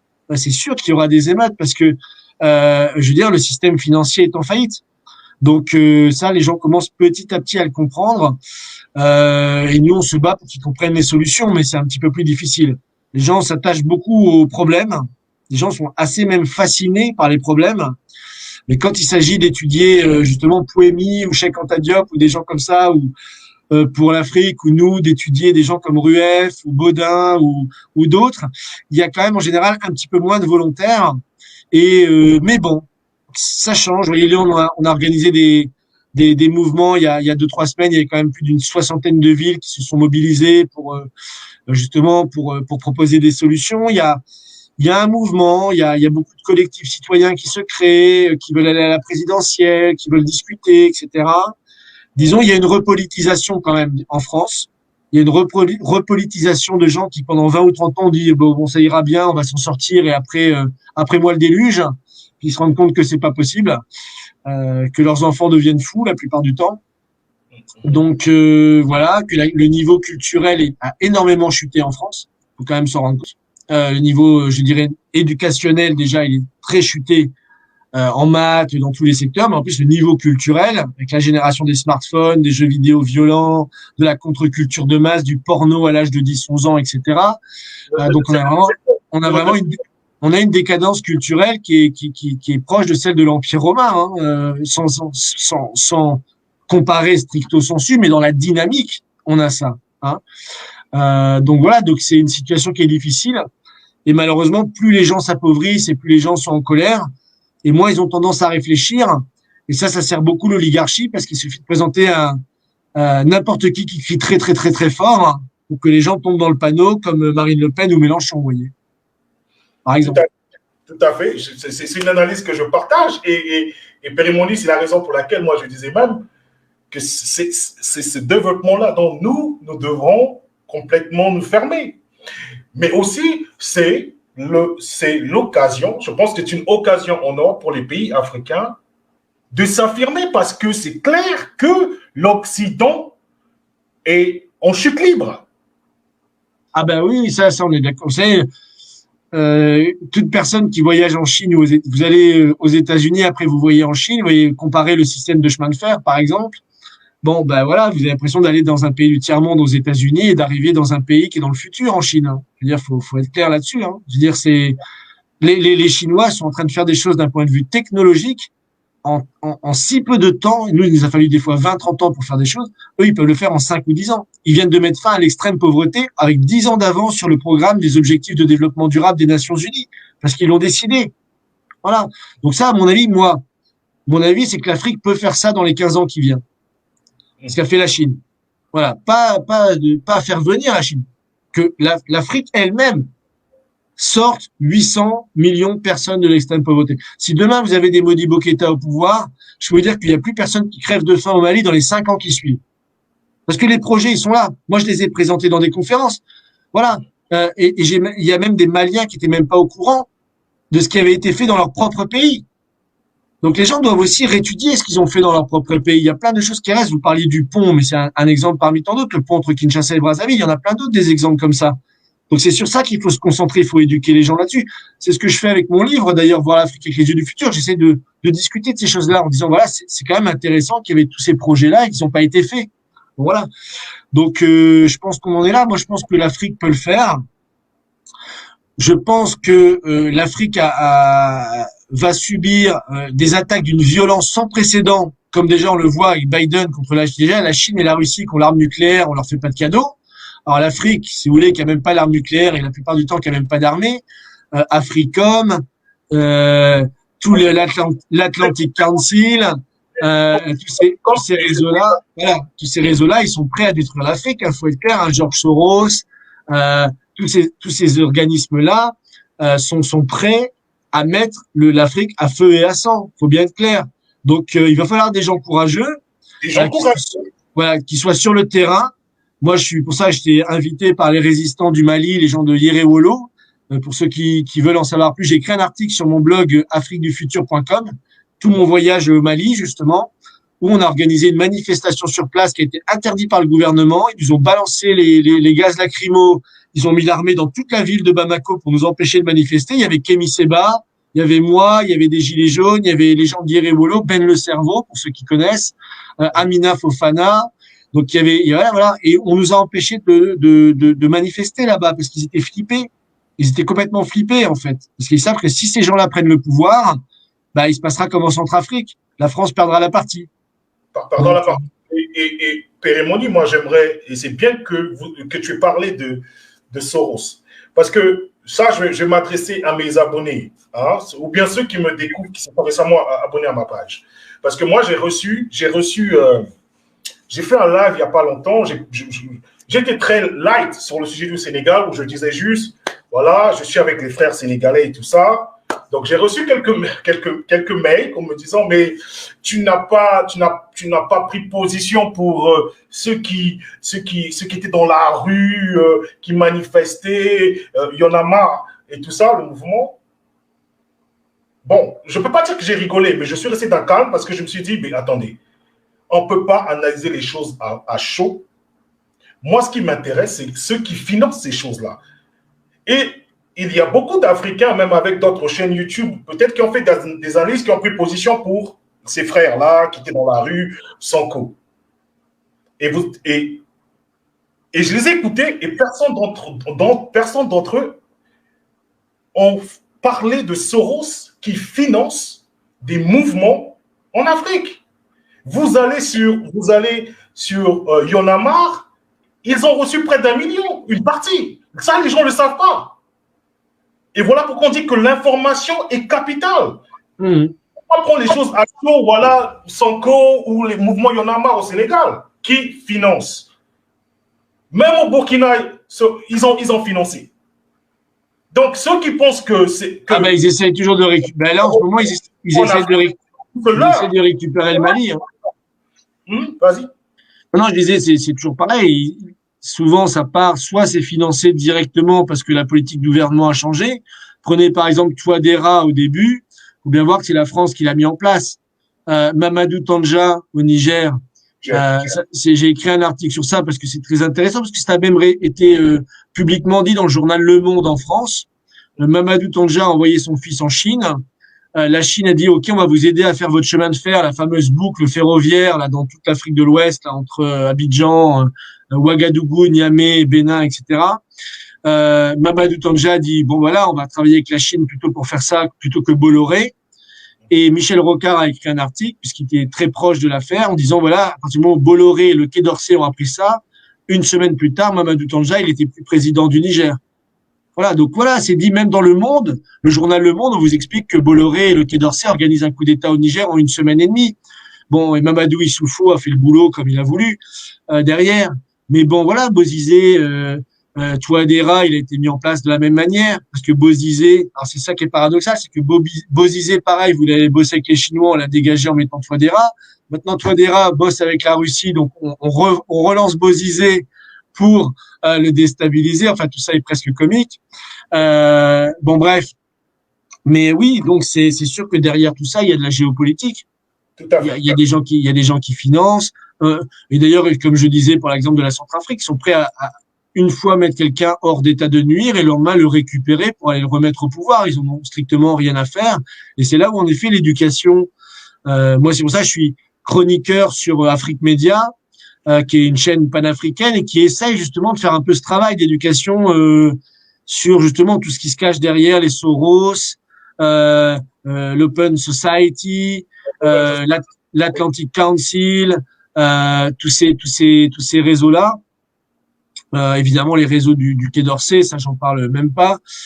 Mais disons, voilà, ils essayent un peu de faire de l'éducation pour que les gens ne tombent pas dans le panneau, parce que bah oui, on le sait très bien que soit c'est financé à l'avance, soit une fois qu'il y a une révolution populaire, on va prendre les deux, trois les plus ceux qui ont envie de se faire mousser, on va dire. Hein. Puis bon, il y a beaucoup de candidats hein, dans ces cas-là, je peux vous le dire.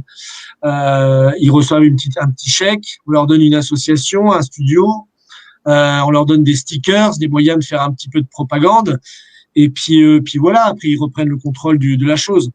Donc voilà, ça c'est sûr qu'il y a beaucoup d'éducation à faire. Vous voyez, moi-même, j'ai écrit un dossier sur Georges Soros, c'était en 2007, je crois.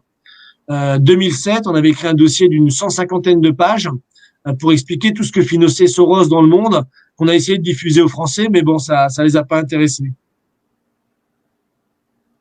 Ouais. Voilà, donc oui, non, les gens doivent regarder. En tout cas, je les renvoie vers notre site, hein, solidaritéetprogrès.fr. Nous, sur notre site, on a beaucoup d'articles. Vous tapez dans la barre de recherche Soros et vous aurez, je crois qu'il doit y avoir plus d'une 60aine d'articles sur toutes les affaires de Soros à travers le monde. Donc, vous verrez, c'est très, très bien renseigné. Vous voyez, c'est quand même lui qui a aidé à mettre des néo-nazis au pouvoir en Ukraine contre la Russie. Donc, c'est des gens qui sont très dangereux, hein, très, très dangereux. Non, mais moi, moi, je dis toujours, hein, c'est vrai, il peut y avoir des mouvements populaires authentiques, mais avant tout, il faut toujours essayer d'avoir une analyse un peu profonde pour voir qui est derrière tout ça. Parce que ce qui lasse aussi nos gens, nos peuples, c'est qu'on fait des choses, mais à la fin, ça retombe à plat. Hein, comme au Burkina, c'est retombé à plat.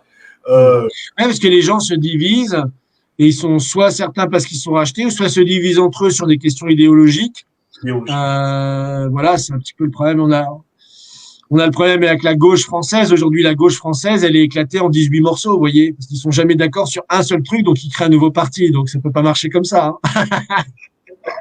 Même les Verts entre eux, les écologistes en France, il n'y en a pas un qui est d'accord à la fin du parti de Cécile Dufaux. Ils se sont retrouvés à 8 parce que tout le monde était tellement pas d'accord qu'il n'y avait plus personne dedans. Vous voyez, donc c'est un peu le problème. Bah, est-ce que ça peut être expliqué, ça peut s'expliquer du fait que c'est des partis qui ont été au pouvoir et le vôtre n'a pas encore été au pouvoir. Peut-être que vous subirez les mêmes choses. Mais oui, c'est un risque inhérent de toute façon à tout parti politique. Ça, mais c'est un risque inhérent, je dirais même pas à tout parti politique, c'est un risque inhérent à toute association humaine dans l'histoire de tous les temps. Il y en a toujours un qui veut prendre le contrôle, un autre qui est pas d'accord, qui va créer un mouvement à côté. Ça a toujours été comme ça. C'est là où on doit voir l'économie comme une science. Et à partir du moment où on a un peu comme Cheikh Anta Diop, où justement les scientifiques, quand on voit les choses d'un point de vue scientifique, vous voyez, on peut pas se diviser. On a un objectif, c'est aller sur la Lune. Et là, on peut pas se diviser. C'est qu'on est tous obligés de travailler ensemble pour cet objectif. Et ce qui manque aujourd'hui dans le monde, c'est justement des grands projets. C'est pour ça que l'impact de notre institut, l'Institut Schiller, qui s'est battu pour le projet des nouvelles routes de la soie depuis 25 ans, aujourd'hui, c'est quelque chose qui attire énormément de gens. Parce qu'il y a un but commun, un projet commun. Non, mais ce sont des informations qu'on doit savoir parce que même moi, je suis, on peut m'appeler aussi utopiste, ou je m'appelle non utopiste des fois, mais moi, je crois au génie créateur de mon peuple. Il faudrait juste qu'on prenne conscience qu'on peut, on est capable. Et déjà, je pense que, je ne sais pas si je l'ai, parce que votre livre qui est Voir l'Afrique vers les yeux du futur, je ne l'ai pas lu intégralement, mais je pense, est-ce qu'il y a une version PDF, je pense? Il y a une version PDF, je pense, en ligne. Non, il n'est pas en PDF encore. Bon, je ne sais pas où. Je vous enverrai un exemplaire. Je ne sais pas où je l'ai lu, mais je sais que nous avons déjà des pays africains qui sont dans le spatial et dans le nucléaire. Mais on n'en parle pas. J'ai fait 3-4 présentations sur ça, dont une présentation en anglais qui est disponible. Oui, j'ai un chapitre de mon livre qui explique tous les programmes spatial de l'Afrique. Il y en a plein. Et moi, je suis allé en Angola. J'ai eu la chance de pouvoir toucher le petit nanosatellite qu'ils avaient créé là-bas au moment du lancement. J'ai pu assister au lancement en direct. C'était un moment vraiment, mais ouais, c'est comme ces moments à la NASA, quoi. Il y a tout le monde qui saute de joie, qui s'embrasse, tous les jeunes qui ont travaillé sur le projet de nanosatellite. C'est un moment d'émotion gigantesque, énormissime. Et ça, et là, vous voyez que ça rassemble les êtres humains par-delà totalement par-delà les souffrances de l'histoire, les divisions, etc. Parce que là, il y a quelque chose. Et oui, en effet, il y a 9 pays. Moi, je suis allé au Nigeria, j'ai interviewé les gens de l'agence spatiale du Nigeria qui existe depuis 2001. Elle existe depuis 20 ans. Ils ont déjà lancé 4 satellites. L'Éthiopie a un des observatoires les plus perfectionnés dans le monde sur le mont Entonto, etc., etc. Le Kenya a lancé des satellites. Voilà, il y a plein de pays là. Aujourd'hui, c'est la Tunisie qui a lancé son premier satellite dans l'espace. Et il y a déjà des accords avec l'agence, comment on appelle ça, l'agence d'énergie nucléaire. Il y a déjà des accords qui sont signés, je pense, et que des pays comme le Rwanda, se sont lancés aussi dans le nucléaire, je pense. L'Afrique du Sud. L'Afrique du Sud a déjà le nucléaire, mais demain sera l'Égypte. L'Égypte est en train de bâtir une centrale. Il y a 7 pays qui ont signé un partenariat avec l'Agence pour l'énergie atomique, donc pour l'énergie civile, nucléaire civile, donc pour l'électricité. Avec ce qu'on appelle des small modular reactors, donc c'est des mini réacteurs nucléaires qui sont très pratiques pour les villes côtières. Donc en effet, il y a le Ghana, tous les pays, toujours les mêmes en fait, les pays qui ont une stratégie industrielle. Le Kenya a une stratégie lisez le programme Big Four Manufacture. Vous lisez le programme Big Four Manufacture du Kenya, vous avez l'impression de lire Alexander Hamilton. C'est pareil. Parce que c'est universel, c'est une question d'esprit humain, c'est pas une question de civilisation, de couleur ou de je sais pas quoi ou de géographie. C'est juste la créativité humaine, on l'applique par rapport aux besoins qu'on a sur le terrain, par rapport au niveau de développement dans lequel on se trouve à une époque donnée. Donc voilà, donc ça c'est naturel. Donc le programme Big Four Manufacture du Kenya est simplement passionnant. Le Ghana va lancer ça, évidemment l'Égypte. L'Égypte est un pays qui se développe à la vitesse de la lumière aujourd'hui. C'est ce que je dis, c'est le retour des pharaons pour moi, avec tous les projets qu'ils sont en train de faire, c'est juste passionnant. Plus tout l'aspect culturel. Ils ont fait le grand musée que moi j'ai eu la chance d'aller en Égypte, mais c'était il y a longtemps, il n'y avait pas encore le musée. Mais je suis très impatient de retourner dans le musée de la civilisation pharaonique qui a été ouvert. Voilà, il y a vraiment aussi cet aspect de redécouvrir aux gens leur culture. Ça, c'est nouveau en fait, c'est nouveau et c'est passionnant. Ouais, et c'est en ça qu'on peut être confiant. Ouais, l'Égypte, oui, bon, pour moi, ils font du beurre sur une culture qui est complètement négro-africaine. Voilà, donc sur ce point-là, je ne suis pas... Bon, oui. L'Égypte est un pays d'Afrique. Oui, mais ceux qui y vivent, pour moi, ce sont des locataires. Ce sont des envahisseurs. Parce que l'Afrique fut noire de l'est à l'ouest, du sud au nord. Donc, on va pas rentrer dans les histoires historiques. Non, mais en plus, je vais devoir vous laisser là. Voilà, donc, Pérémonie, alors. On en fera d'autres de discussions à l'occasion. On n'a pas pu aborder tous les sujets, donc on refera une discussion un jour à l'occasion, voilà. Non, mais moi, comme je dis, ma chaîne est ouverte quand on peut être dans un discours vrai. Voilà, on fait pas des entourloupes, on tourne à gauche, à droite, et c'est la raison pour laquelle je tenais à t'avoir, Pérémonie, parce que je sais que tu tiens un discours qui est quand même assez honnête et vrai. Voilà. Donc, disons, je m'adapte pas à mon interrogateur et aux gens qui m'écoutent, ça c'est sûr. C'est sûr. Ça, c'est même parfait. C'est même parfait. Voilà, donc je pense qu'on n'a pas parlé de tout. Il y a tellement. Non, mais on en fera une autre. Bon, ce n'est que partie remise. On fera ça sûrement un de ces jours, la prochaine fois. Donc, Pérémonie, si tu as un dernier message, vas-y, t'écoute. Je dirais, voir l'Afrique avec les yeux du futur, c'est ce que je dis tout le temps. Ça ne veut pas dire voir l'Afrique avec les yeux du futur d'un point de vue occidental. Ça veut dire tout ce qu'on a discuté cette soirée, c'est-à-dire que en Afrique et en France, on s'est fait laver le cerveau. On s'est fait laver le cerveau sur notre histoire. On nous a monté les uns contre les autres. On cherche encore à nous diviser aujourd'hui en catégories ethniques ou je ne sais quoi ou géographiques, et que tout ça c'est du vent. C'est comme le libre-échange, c'est comme le réchauffement climatique, c'est comme toutes ces propagandes qu'on nous impose de l'extérieur et qui fait qu'aujourd'hui on n'est plus capable de voir que il y a des gens dans l'histoire de France. Il y a des gens dans la grande civilisation africaine, depuis les pharaons jusqu'à Cheikh Anta Diop. Il y a des gens dans la grande civilisation chinoise, dans la grande civilisation arabe, d'Amérique latine, qui ont tous pensé que l'être humain était créatif et que c'était ça la base de l'économie, la base du futur, la base du développement, et que c'était ça qu'il fallait développer en permanence. Et ça se retrouve dans toutes ces civilisations, et c'est la base du futur, en fait. Cette compréhension que l'être humain est créatif et qu'on est capable de comprendre les lois de l'univers, qu'on est capable de le transformer et de le transformer ensemble. Et c'est ça la base de l'économie, pour moi, et de l'universalisme au sens scientifique du terme. Ok, donc c'est bien entendu. Donc, moi, je vais un peu rester je vais rester un peu en ligne, je vais un peu discuter avec ceux qui sont connectés peut-être pour 2 ou 3 minutes. Et après, je vais couper le live. Ce fut un plaisir. J'espère que apparemment les gens ont apprécié parce que je vois les commentaires. Malheureusement, j'étais tellement dans le sujet que j'ai oublié d'afficher les commentaires. Les gens apparemment ont adoré cet échange. Et je pense qu'ils aimeraient qu'il y ait d'autres échanges comme ça. Ouais. C'est tout le problème, c'est d'accepter que moi, je suis d'une civilisation européenne, vous êtes d'une civilisation africaine, mais ça n'empêche pas qu'on peut parler ensemble. Hein. Ça, il n'y a pas de problème. Donc voilà. Ok, donc, monsieur. Merci à toi. Et puis, oui, à une prochaine alors. Et voilà. Bonsoir à goodbye everybody. Donc, les gens qui suivent, je sais pas s'ils sont tous du Texas ou des États-Unis. Enfin, je leur dis goodbye et. Ils sont majoritairement en France, je pense. Ah, d'accord, en France. Ok. Bonjour aux Français. Ils sont aux États-Unis, mais ce sont des francophones. Ouais. Ok.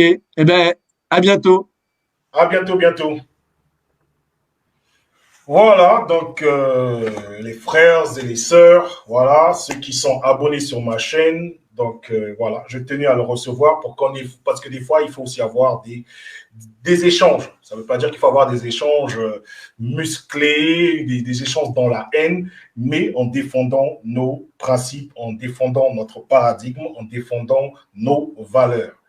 Voilà, donc c'est ce que j'ai voulu faire. Et si vous avez remarqué aussi, il faut savoir que Pérémoni, quand il parle de l'Égypte et que la vidéo qu'il a faite, c'est pas un expert, c'est pas un égyptologue.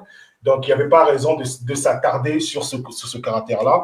Et je l'avais dit aussi, pour ceux qui me suivent depuis un bout de temps, je l'avais annoncé 2 ou 3 semaines bien avant. J'avais bien dit que non, on ne parlera pas de prouver que l'Égypte fut noire. C'était pas ça le débat. C'était juste avoir un échange sur nos civilisations et dans quelle mesure nous, on doit faire nos propres choses, ils font leurs propres choses. Ouais, lui, il est plus comme vous avez remarqué, il est plus dans un rapport d'universalisme. Moi, j'y crois pas, je ne crois pas à cet universalisme. Il est dans un rapport d'humanisme.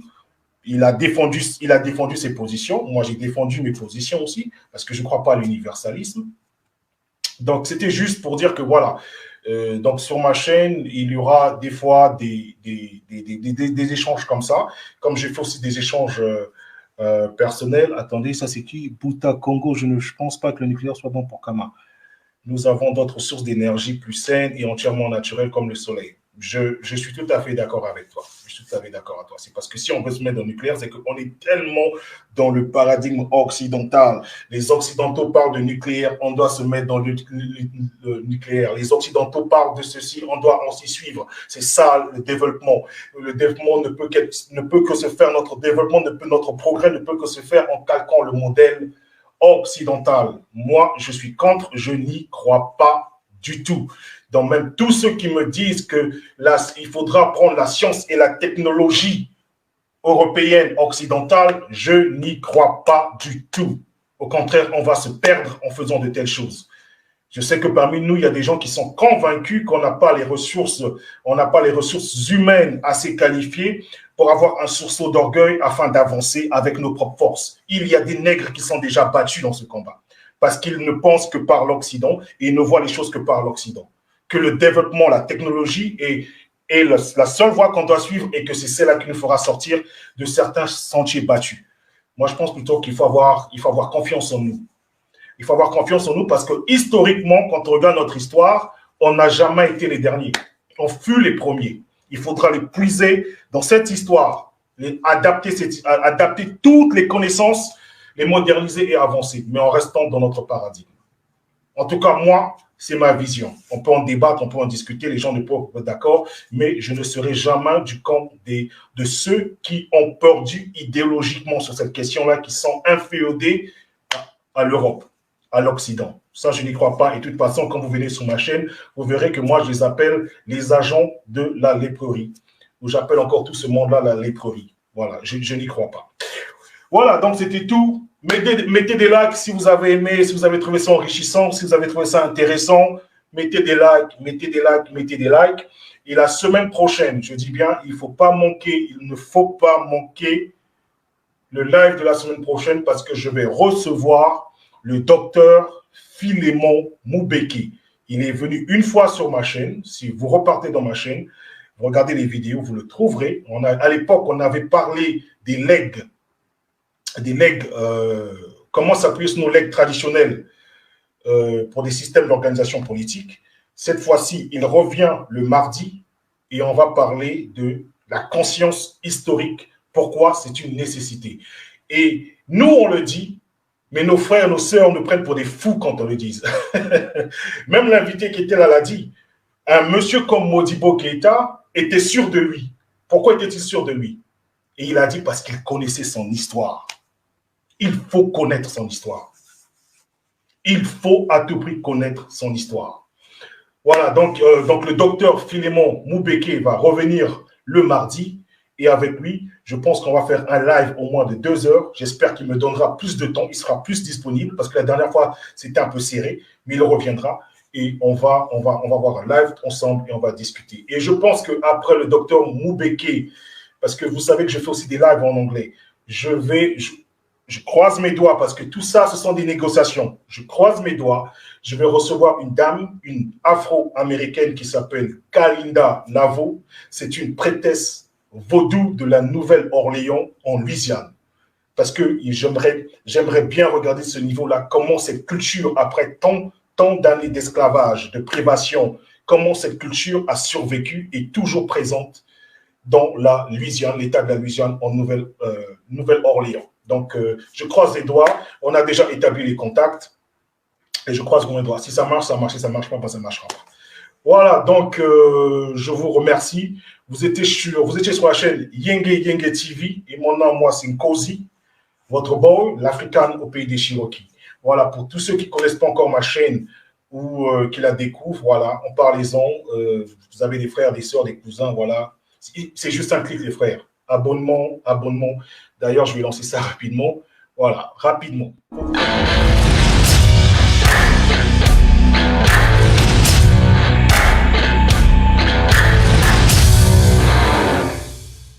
Voilà. Et ceux qui me suivent sur Facebook, voilà, il faut savoir que moi, il y a certains de mes lives que je ne mets pas sur Facebook. Donc, il y a des lives sûrement que vous n'avez pas accès, vous n'avez pas vu parce que je ne les publie pas sur Facebook, je les publie que sur YouTube. Parce qu'il faut être abonné. Ceux qui me suivent sur Facebook, faites l'effort au moins d'aller vous abonner. C'est juste un clic. La chaîne, c'est Yenge TV. Voilà. Donc, je vous remercie. Je vous souhaite une très, très bonne soirée. Et je vous dis Otep à tous. Je vous dis aussi Matondo. Donc, merci beaucoup. Et je lance le générique de fin. On se retrouve le lundi prochain. Prenez soin de vous et restez positifs. Il faut toujours savoir que la renaissance est en marche. Et c'est à nous de faire le taf, c'est à nous de faire le boulot. Donc, à plus, frères et sœurs. Bye bye. Matondo.